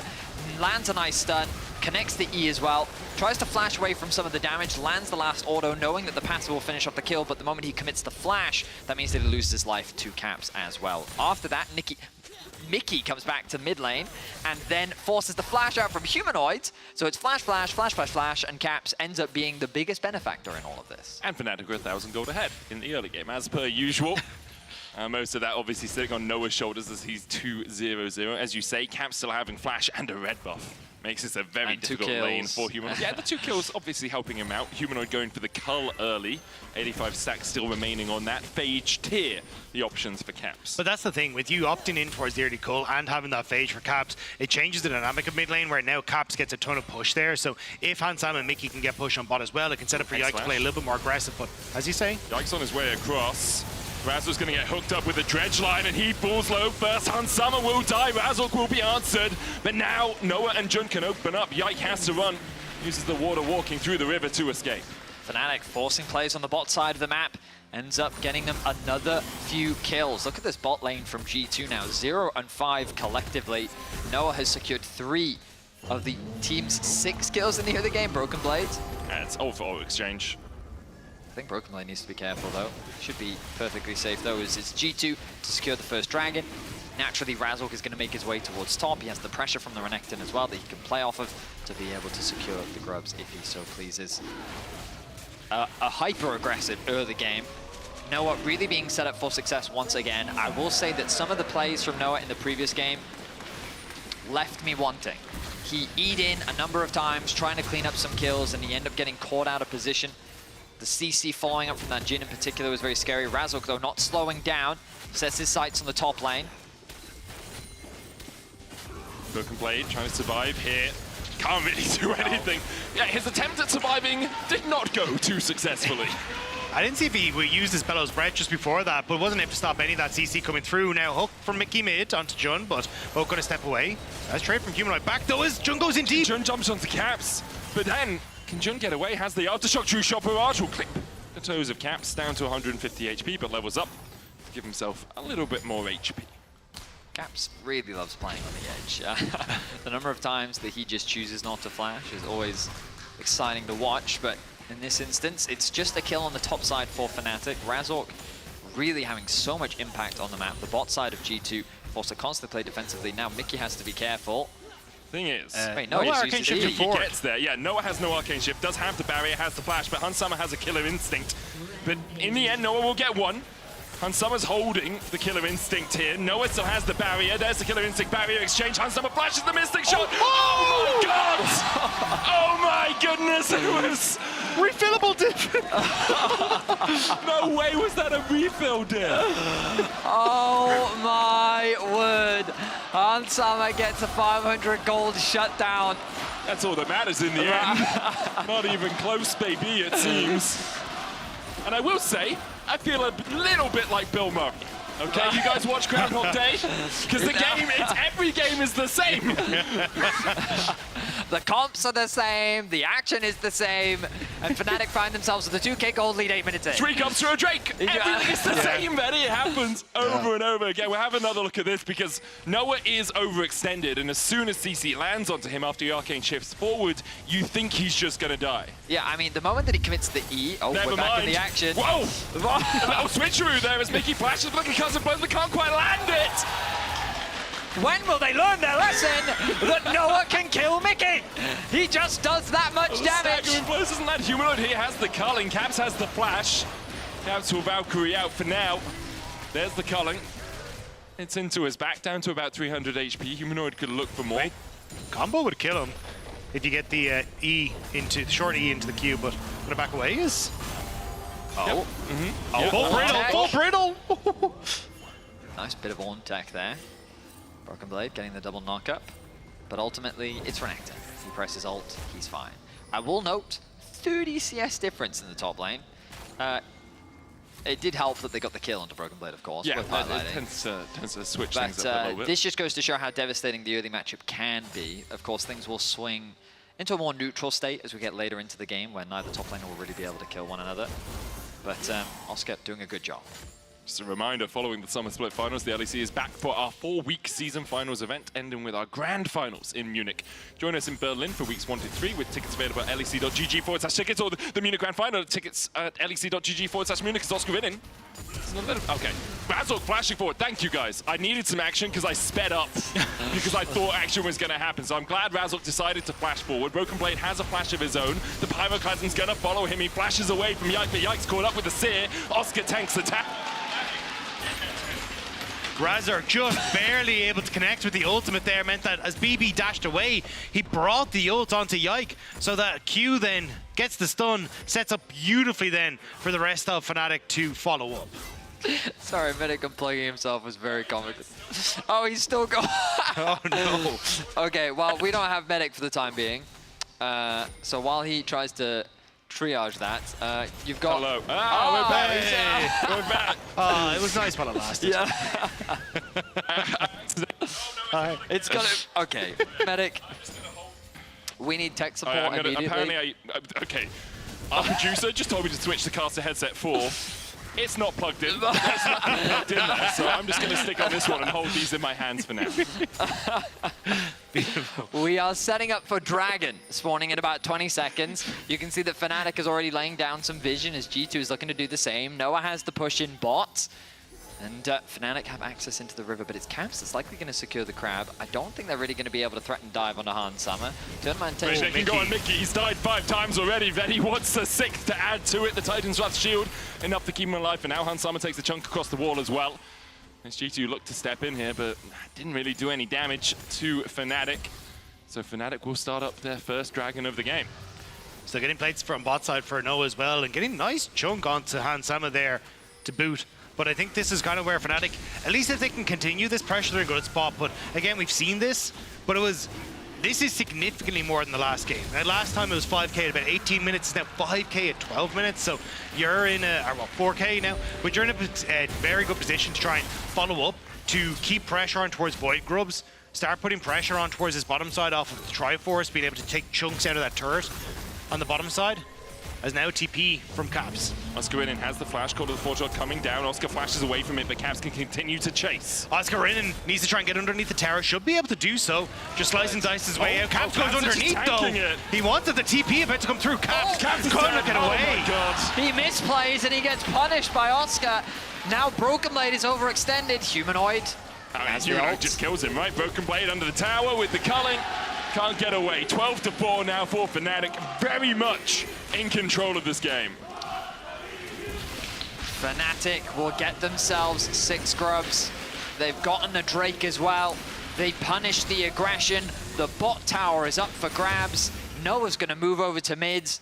This is an even better snowball than what we saw from Fnatic in the previous game. Their lead is only going to continue to build as they turn their attention towards this next outer tower. Remember that the plates haven't fallen yet. Flash solar flare from Jun. Yike caught under the tower. Strangle Thorns coming out. Humanoid tanks 2 shots. Mickey coming in as well. Oh no! Benny, you said it was good. You cast them!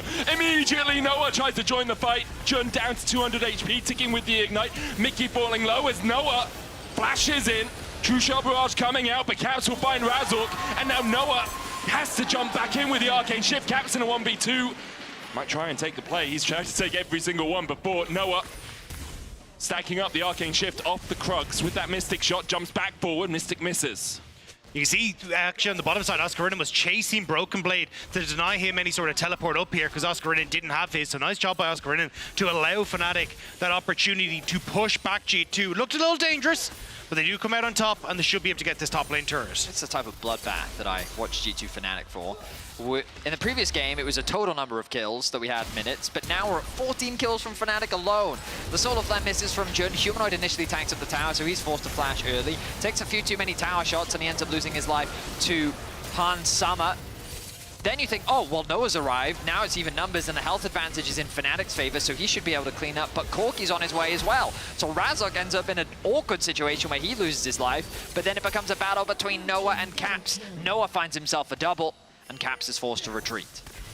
Just about able to escape away off the back of that, but Rift Herald is still up and available if teams want to try and face off for it. The thing for Fnatic, for G2 though, is you got a 2 for 2 and you got a bounty. Right? In the end, that's actually kind of worth for you. You're already losing so much on the map. You're 7,000 gold behind at 15 minutes. But Fnatic, keep the tempo up, keep the pace up, sure. But maybe a modicum, a little sprinkling of calmness might go a long way to making sure you can close out this game. Nah, screw that. Yeah, I mean, honestly, I think with the goal lead they have, I don't agree with slowing the game down. I think that you just keep attacking. Like, when you really just hit them with your wallet at this point in the game, right? And as long as you're not...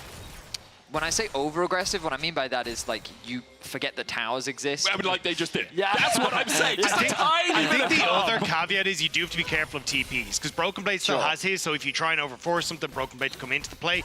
If you try and stay around too long in mid lane, we've seen how effective G2 are collapsing on mid lane to find numbers advantages. So I think that's where Fnatic take the step back for the moment to wait for those teleports to pick up. So Humanoid! Oh, Humanoid! Oh, Humanoid!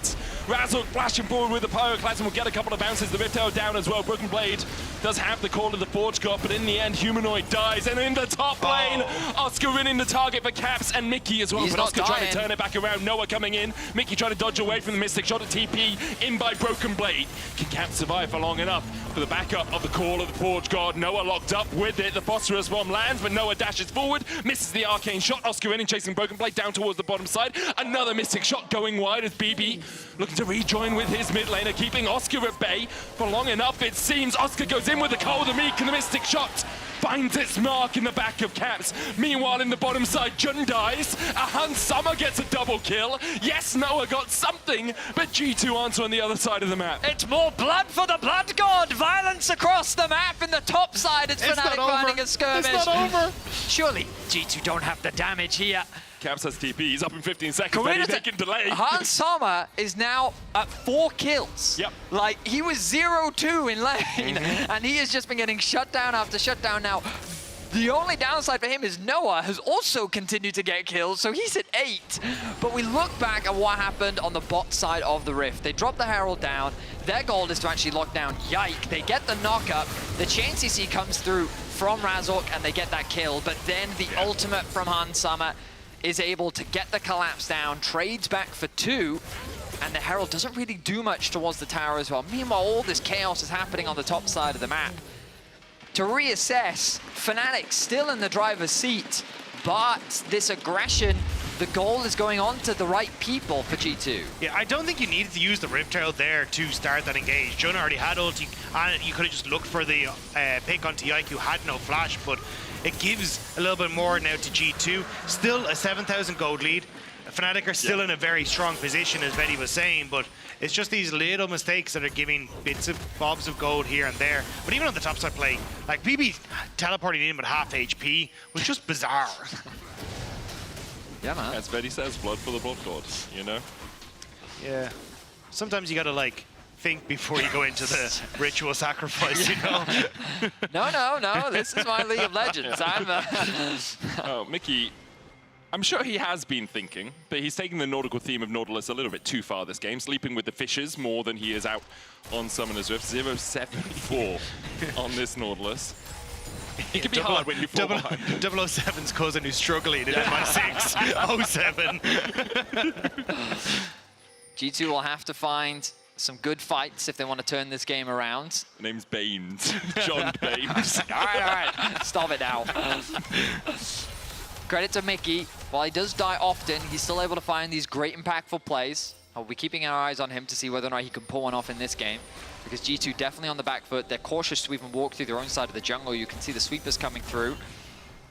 It's Fnatic that continue to be in the driver's seat. Oscar a little overextended on the top side, but he is respecting that.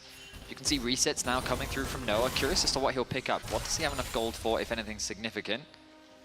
The biggest mistake I noticed from Fnatic in the last set of games when they had these leads was not kind of taking it slow and setting up the vision on their, like in the enemy jungle to know what the movement was from G2. And that's really where I want to see the improvement here, because G2 have already cleared out some of the vision that was a little bit shallow in their jungle from Fnatic. But if, whoa, maybe he won't actually. They're just going to TP in with Humanoid. They want to try and reinforce this. Mid. Yeah. They know that Ornn is on the top side.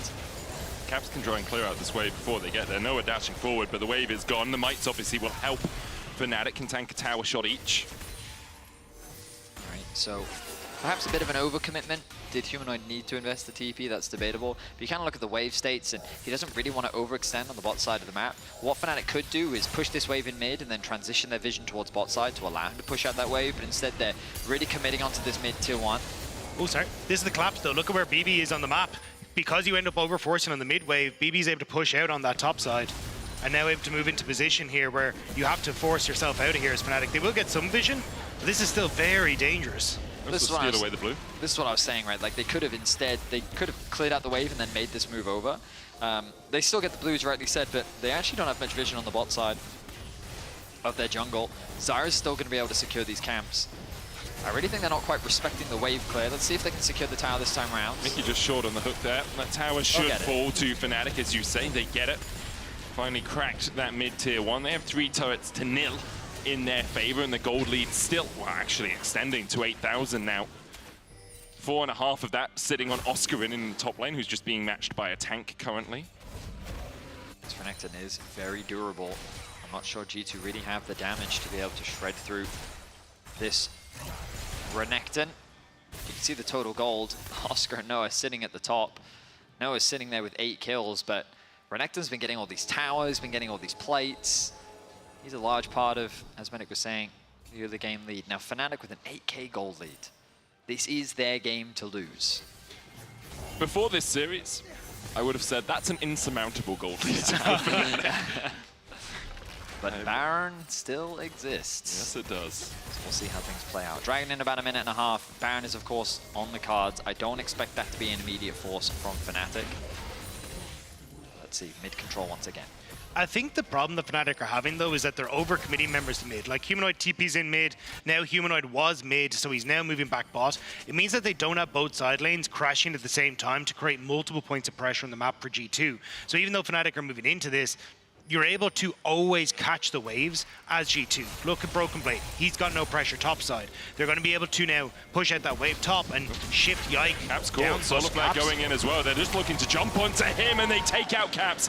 Jun underneath the tower, locked up. Depth charge going to come out, but he flashes away, so no longer has that turret aggro. Another kill, 2 Fnatic and a tier 2 to boot. All right, if you can just catch Caps, it doesn't really matter. So Fnatic able to make that pick work, and now starting to move up once more. They will reset, as you're going to have Dragon in 20 seconds. Yike and Mickey on the collapse here. No depth charge, remember, but the Strangle falls out once again. G2 finds something. A shutdown going over as well. Jun will die. A double for Hans. And the Dragon in 6 seconds time. Could this be a Baron? The pings are coming down. G2 seem a bit indecisive, but they're going to commit towards it. Of course, there is still a very fed Renekton on the side of Fnatic. I do not think this will be as easy as G2 think. Razork on the front line, Mickey flashing forward. The staggering blows connects, and even with a flash from Razork, he is put 6 feet under. G2 strike back once again. The Baron their prize for those picks found in bot. I mean, what do you say at this stage? Fnatic again stumble past the 20-minute mark, giving G2 that moment, that small window, and G2 sees it with both hands. Now Baroned up. they can start to collect more waves, get to a later portion of the game, maybe even crack some of these objective bounties on these outer turrets. And look at the items now for Hans Summer. 3 completed on the Kaiser, has the upgraded Ginsu's I'm actually really mad this time blade, alongside the Nash's Tooth and the Static Shiv. And although I think he's had a relatively... I mean, his Ezreal game was good, but it hasn't all been about him. It's been more about Caps. Hans Summer here in prime position to step up. I mean, Hans's laning has not been great. Oh, it's been him and Mickey. We'll put them in a bubble because we don't know who's making the calls. But so this play is obviously a great initial pick from Fnatic. Now the goal after this is you convert the tower, you reset, spend the gold, get back out on the map ready to set up for the dragon. You've already got good vision on the bot side of the map. Crucially, Hans Summer gets the interrupt. Jun wants to make sure that he can escort his AD carry out, but then Yike with a great read.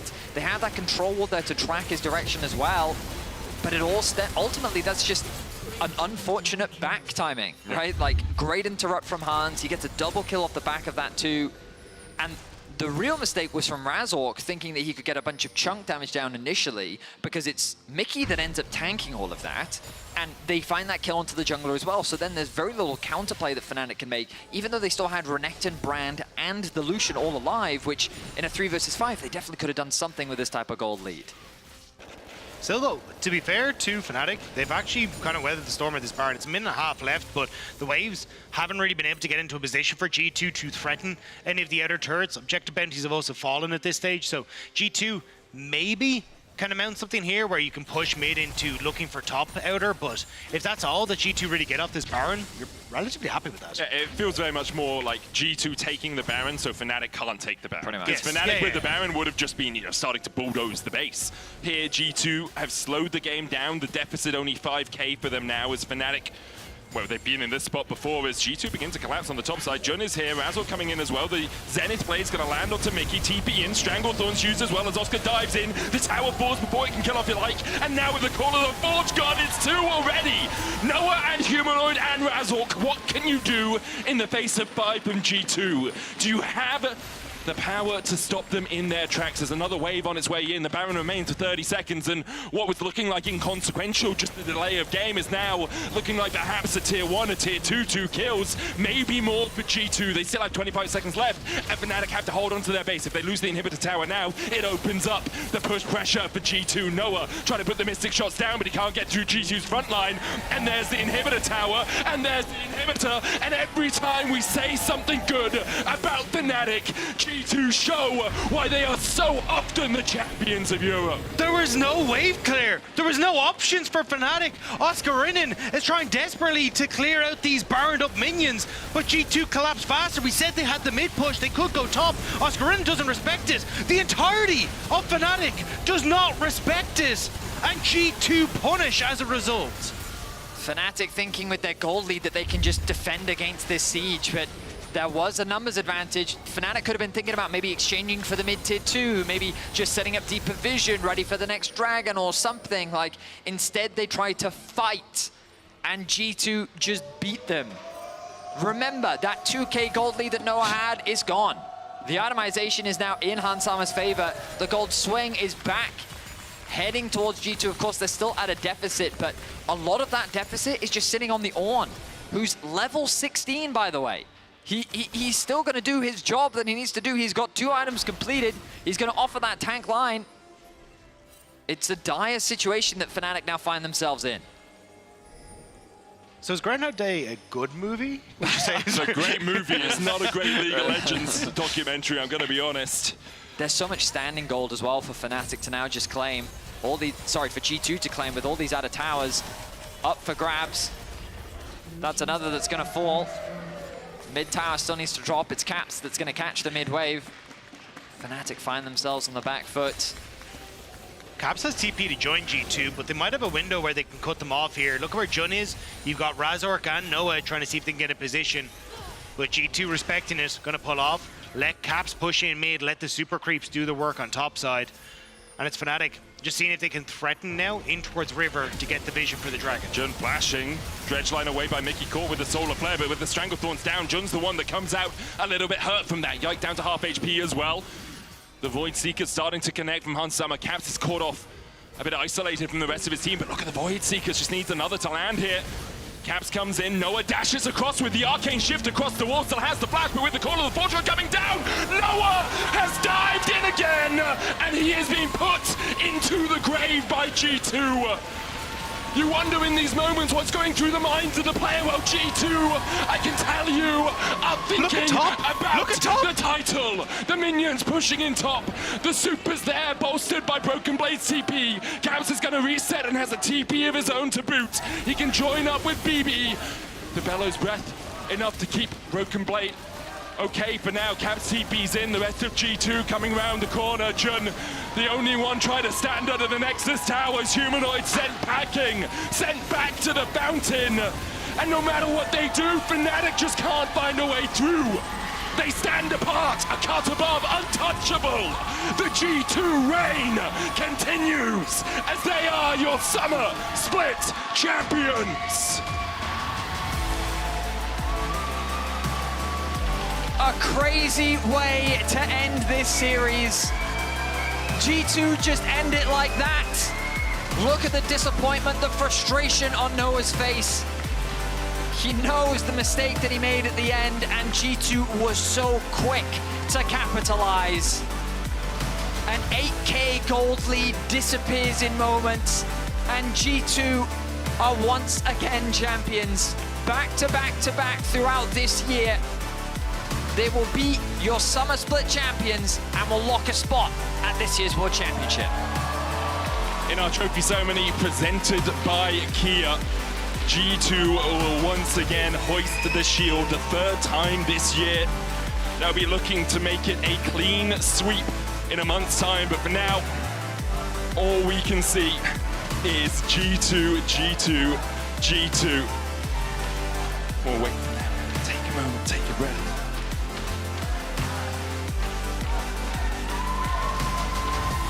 I think you can lift it, guys. G2 are summer split champions.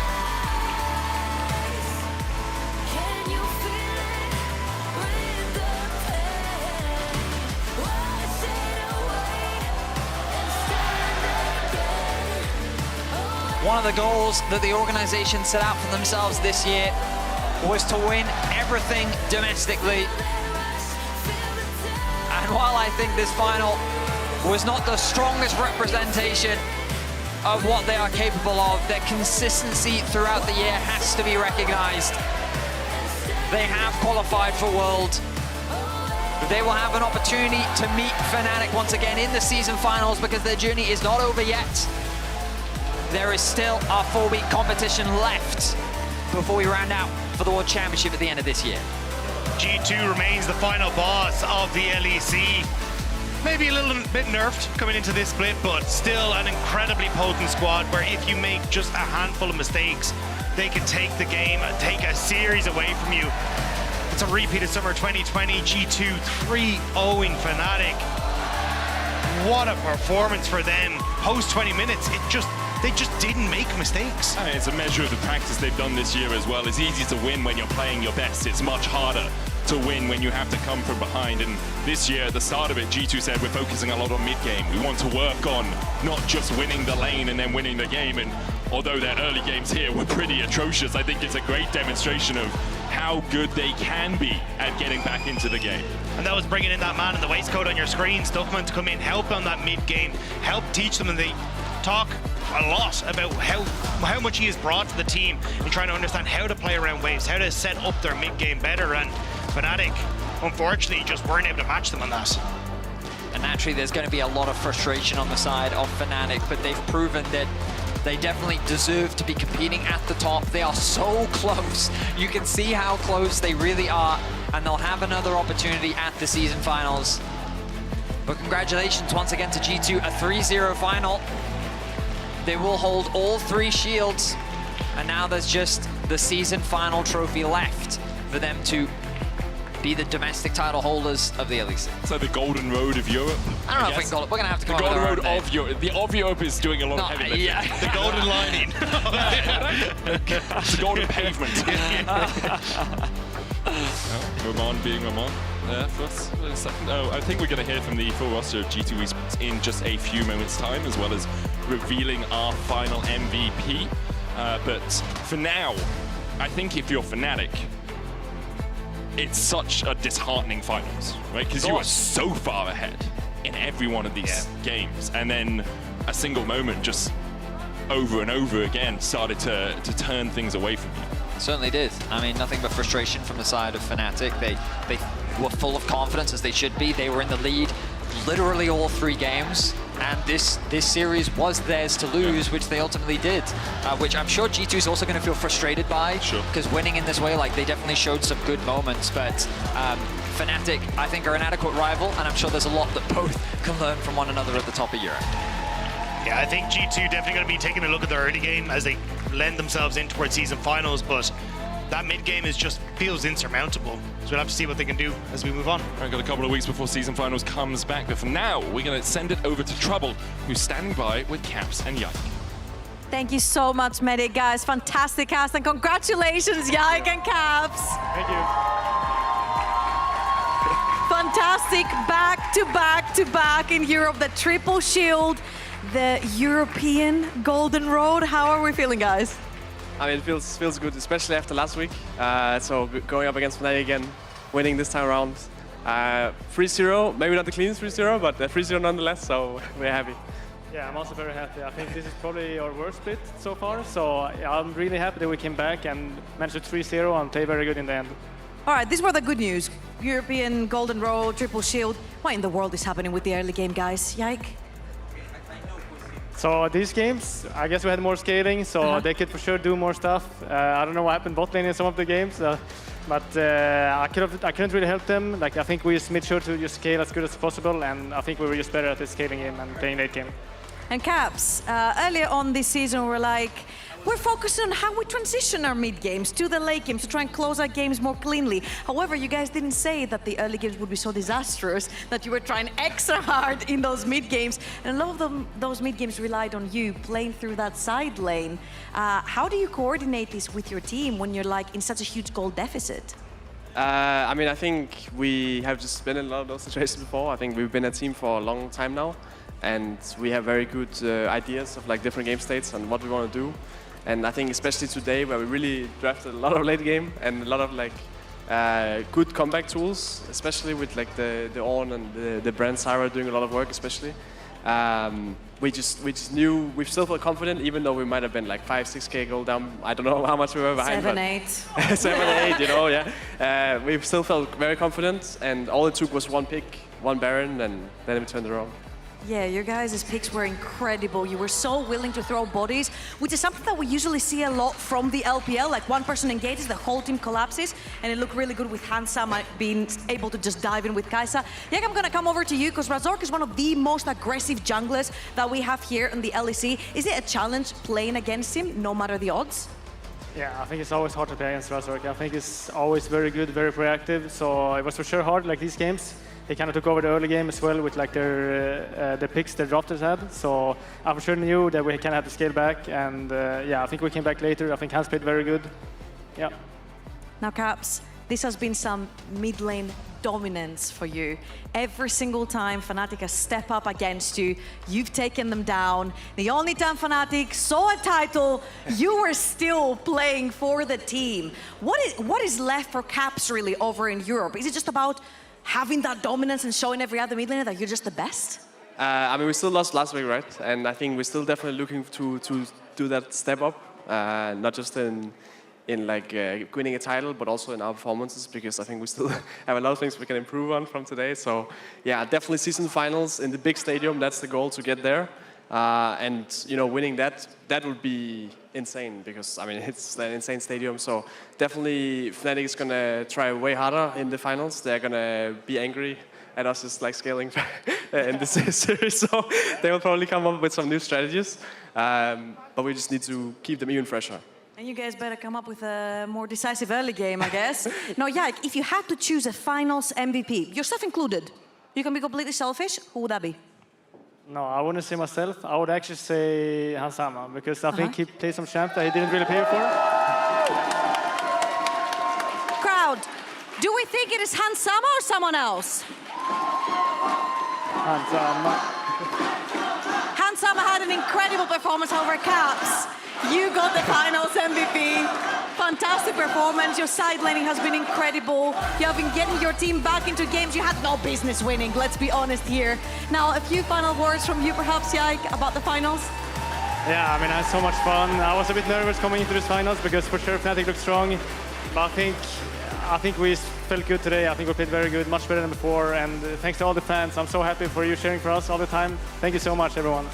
Thank you guys so much. Congratulations once again for locking in the world spot as well. We're going to throw it over to PGL. Thank you so much, Georgia. Wonderful interview. I think Caps had a lot of MVPs. He didn't need to comment on it again, right? But Hansama, she baited you so hard, right? Georgia baited you a little bit. She was like, hey, who do you guys think should win? And they were all Hansama, and then she said it was Caps anyway. Oh, That's okay. I think my team played well, so a lot of people can have MVP. Yeah, maybe everyone should have it. But I do want to come to you first. Congratulations, by the way, because it is true that you got targeted again in draft. You were put in some difficult situations. Also, from the lane, you were put in difficult situations. So how come you think you were still able to put your stamp on this series so hard? Me? Yeah, you. No, I'll take it. Well, early game was mostly hard. I don't remember the first game. Just the game 2 and 3 was very hard, but I feel like we kept a good vibe, a hope, faith that we will make a good play and come back. And we did that. Pretty sure that if we don't make those plays, maybe the game will be super hard. At the same time, we had the super Ornn giving 3 items. It feels kind of nice. Yeah, I think we played very good from behind. Yeah. So how do you actually reflect on that performance as well, given the performance that Noah and June was giving you in the early game too? Because they played very well. Where do you think it went wrong? Yes, you had Summer. I'm so sorry. Well, actually, can you repeat? Yeah, just playing up against Noah and June as well, because laning phase was very rough. How do you reflect on the performance against them and their performance too? I think they played very well the laning phase. At least they seem very confident to go for the all-in. I think that was pretty much level 1. Other than that, there was a couple of those, Mickey included. It was just level 1, both of them, and after that, it was just me 1v1ing Noah, and he was so fed. So I was like sweating for every creep, but, because it's very hard, but I managed to farm a bit to come back, so I was happy about that. But yeah, my team played well around the 3v3 mid, especially when they can move first from Noah. But yeah, I think they played very well. Yeah, I'd love to follow up on that, Broken Blade or Mickey. In terms of the draft in Game 3, we were actually theorizing perhaps Fnatic should go to a scaling draft because they seem to lose the plot whenever in the mid-game. Then you guys said, no, we'll add some scaling elements because we actually know that even seemingly, if we lose the early game, we're going to make the right decisions later. So I guess my question is, did you know that you were in their heads? I mean, we thought they're going to go scaling actually in the last game because the early game didn't work for them the first 2 games. And also they didn't ban Ornn, which is like probably one of the better scaling top lane champions. Obviously, I was very behind in both of these games, but it didn't matter in the end because if I get to late game, I will be much stronger, no matter what. And our team comp was very strong, especially in the last game. We had Kai'Sa, Ornn, which I think is a very known combo, right? Even though both of our early games were very miserable.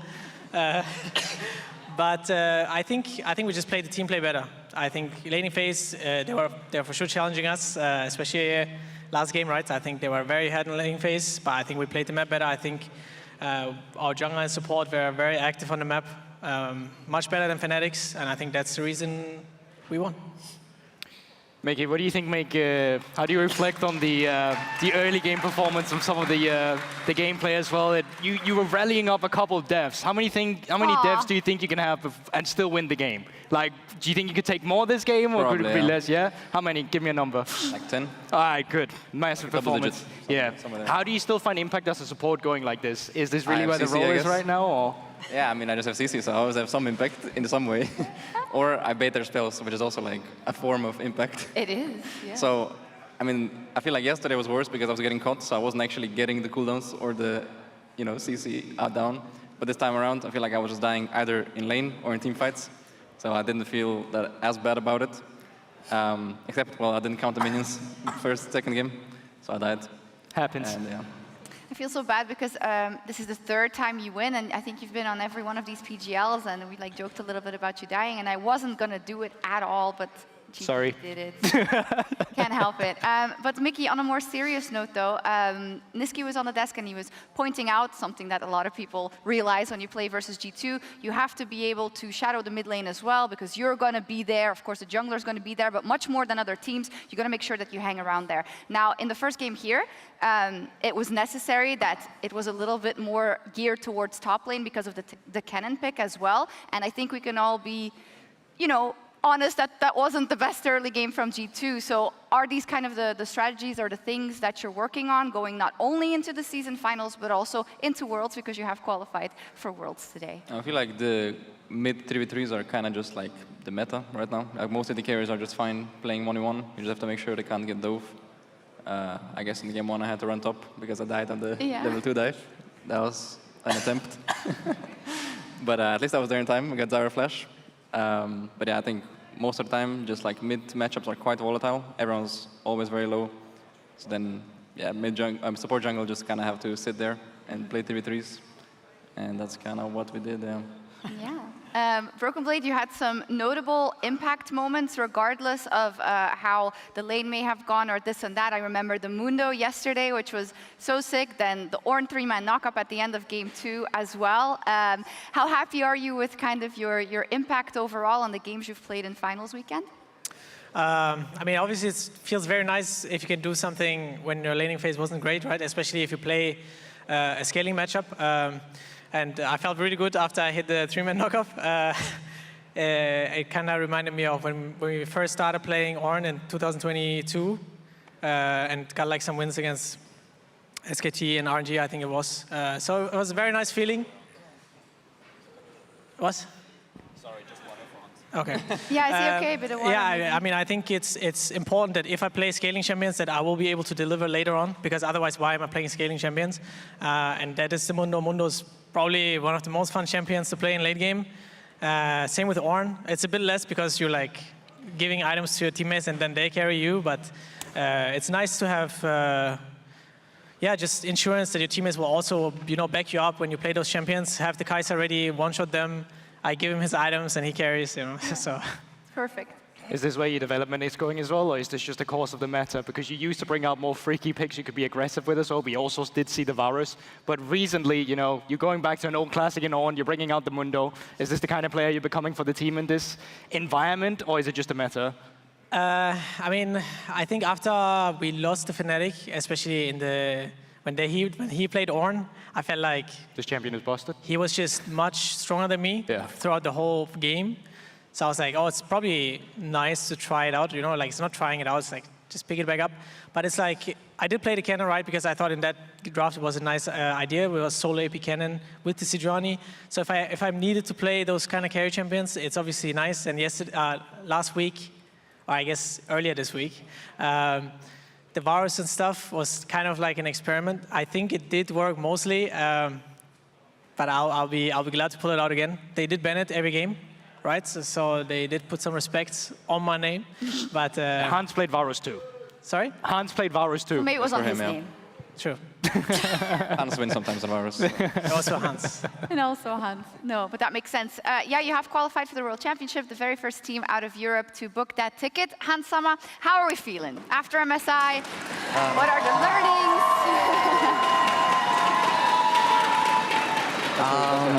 Well, it's very good to qualify for Worlds. I feel very good to win today. I think, well, definitely we want to do better for international, and I think we can do this. Like this week for us has been like a very rough week, and it feels very nice because it was a rough week and we could come back and win it all in the end, and for sure that makes us stronger as a team. And everything we've learned in international, us being together, I for sure think we have a really great chance to do even better than what we did. I mean, we just beat one LPL team in best of 5, right? But I think we can definitely do more than that. We need to put the hard work. Yeah, I mean, that was still a super hard-fought and unbelievable victory. I know it's like hard to say because you wanted to go farther at MSI, but it was a fantastic best of 5 that I know a lot of European fans are really happy about. I wanted to ask about what you said about it being a hard week, because yesterday when we were watching you in between the games, especially in between game 1 and 2 of BDS, I'm not a mind reader, right? But I was like, oh, they look really, really stressed. So I would love to know if you want to say something about kind of everyone around you, with Romain, with Rodrigo, with Isma, with Dylan, that is helping you out to make sure that your head stays in the game in between those difficult games. I mean, actually, it was the opposite. We were very chill after that game. After the game we lost against BDS, because we had an idea on how to play a draft, and we said if this fails, we're already going to do the other thing. So it's very easy for us to say, like, okay, guys, this failed. Let's do the other thing. So, but it does get stressful, right? Like, obviously, when we, like in the fourth game, when we were throwing, it was definitely stressful. And then I had to mention, guys, keep the conversations up in the game. As a team captain, obviously, I have to do that, right?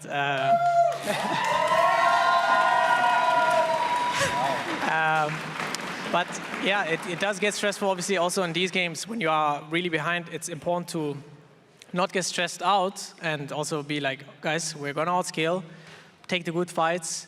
We did take the good fights, Fnatic did not. And like, if you get like one time the Nasher, and then it's already like, we outscared them, you know, so.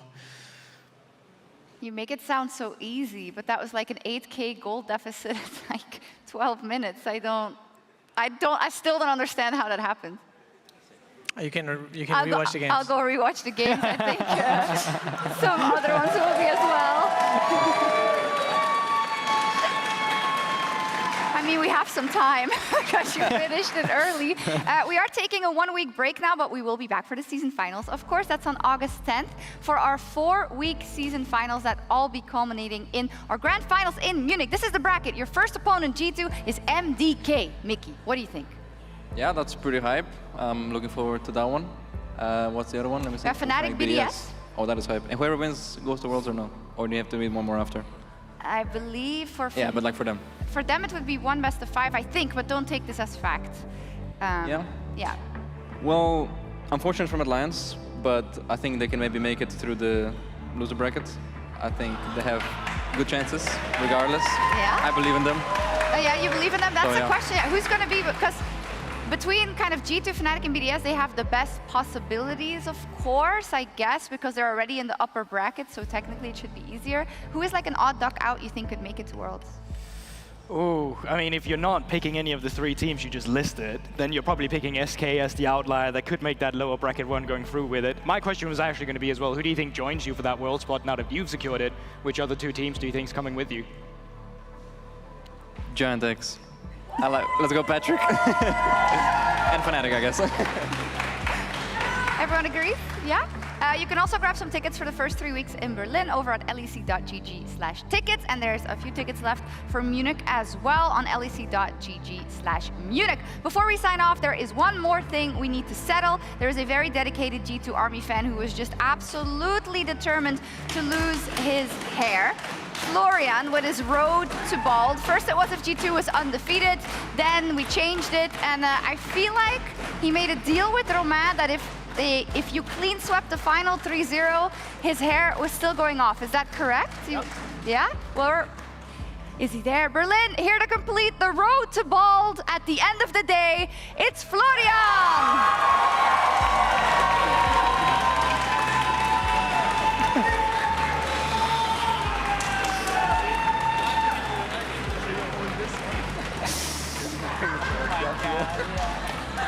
All right, I guess we're casting his hair getting shaved off. Mickey, you were pretty good at that. Do you want to take the lead? There we go. Let's go! Is that dangerous? No. No. Let's go, Florian! Do you guys have any comments? Broken Blade, Mickey, any comments? Hans? I don't know if that's the best way to do it, but... He's really like, there's no strategy involved in this, I think. Are we waiting until it's all gone? I guess we are. Oh, yeah. That's it? We are. You no, give you up or can't what? have finished the job. Oh, he's given up. Well, Romain has given up halfway, much like, unfortunately, Fnatic earlier in the day. It is G2 that wins their third shield in a row. And we will sign off. As said, we'll take 1 week break, but we'll be back for our season finals. Berlin, one more time for your 3-time LEC champions in 2024, G2 Esports.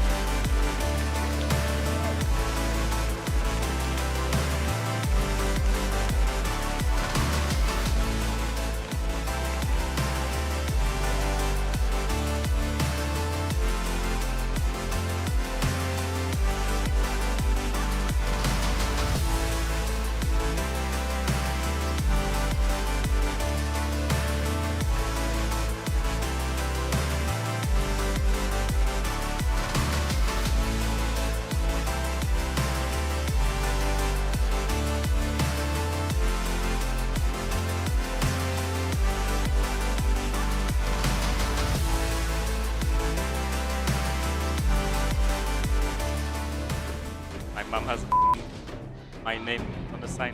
Wait, is there mom here? in the crowd? Oh my god. No way, can't lose Mamba. Mickey escapes with a sliver, 12 HP, and now Broken Blade's in all sorts of hurt. Fnatic find another. Pop it. They got it, but it's fine. Look, go put it, go. Very good, boys. Nice. He did not see me. Wait, let him hit. Look. I can go. Okay. It's really good. Very nice. There you go. Kill them all. No flash corky. He's 1 HP, man. He's there. No, he's not dead. Don't leave. You can maybe get Fnatic. Very good. I use them. No flash. They missed the shot. Jin missed the shot. We win this. No flash corky. We win. Nice. Oh my god, the Jin missed the shot and I was done. Jin will be the one that falls. Mickey flashes! And once again, somehow out of nowhere, G2 find victory in the jaws of defeat. And Summer's holding the Killer Instinct here. Noah still has the barrier. There's the Killer Instinct barrier exchange. Summer flashes the Mystic shot. Oh, God! Very good, Toski. Wait, he's going. He's running it down. Siren of flash. Kill him. Siren of I can TP, buddy. I can still go. I need a ward. Nice. Give me. Give me more. Keep poking with Kaiser. Yeah. Oh, look, Ezreal. Yeah. Hit him. No flash. He's dead. He dies. I'm holding the illusion when I get down there. Right, CVA the series. Let's go, guys. We're the scaling kings, bro. Let's go, boys. How do we celebrate? What? They stand apart, a cut above, untouchable. The G2 reign continues as they are your summer split champions.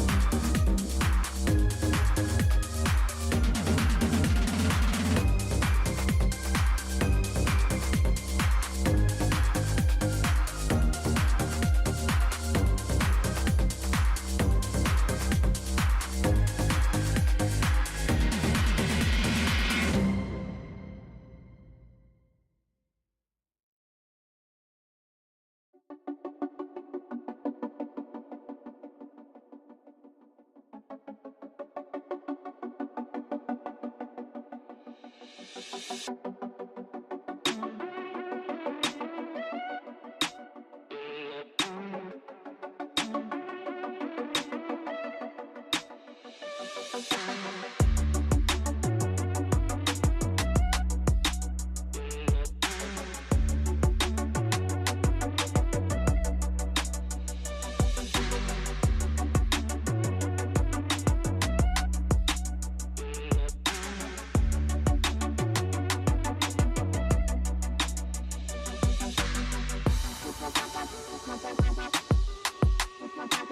be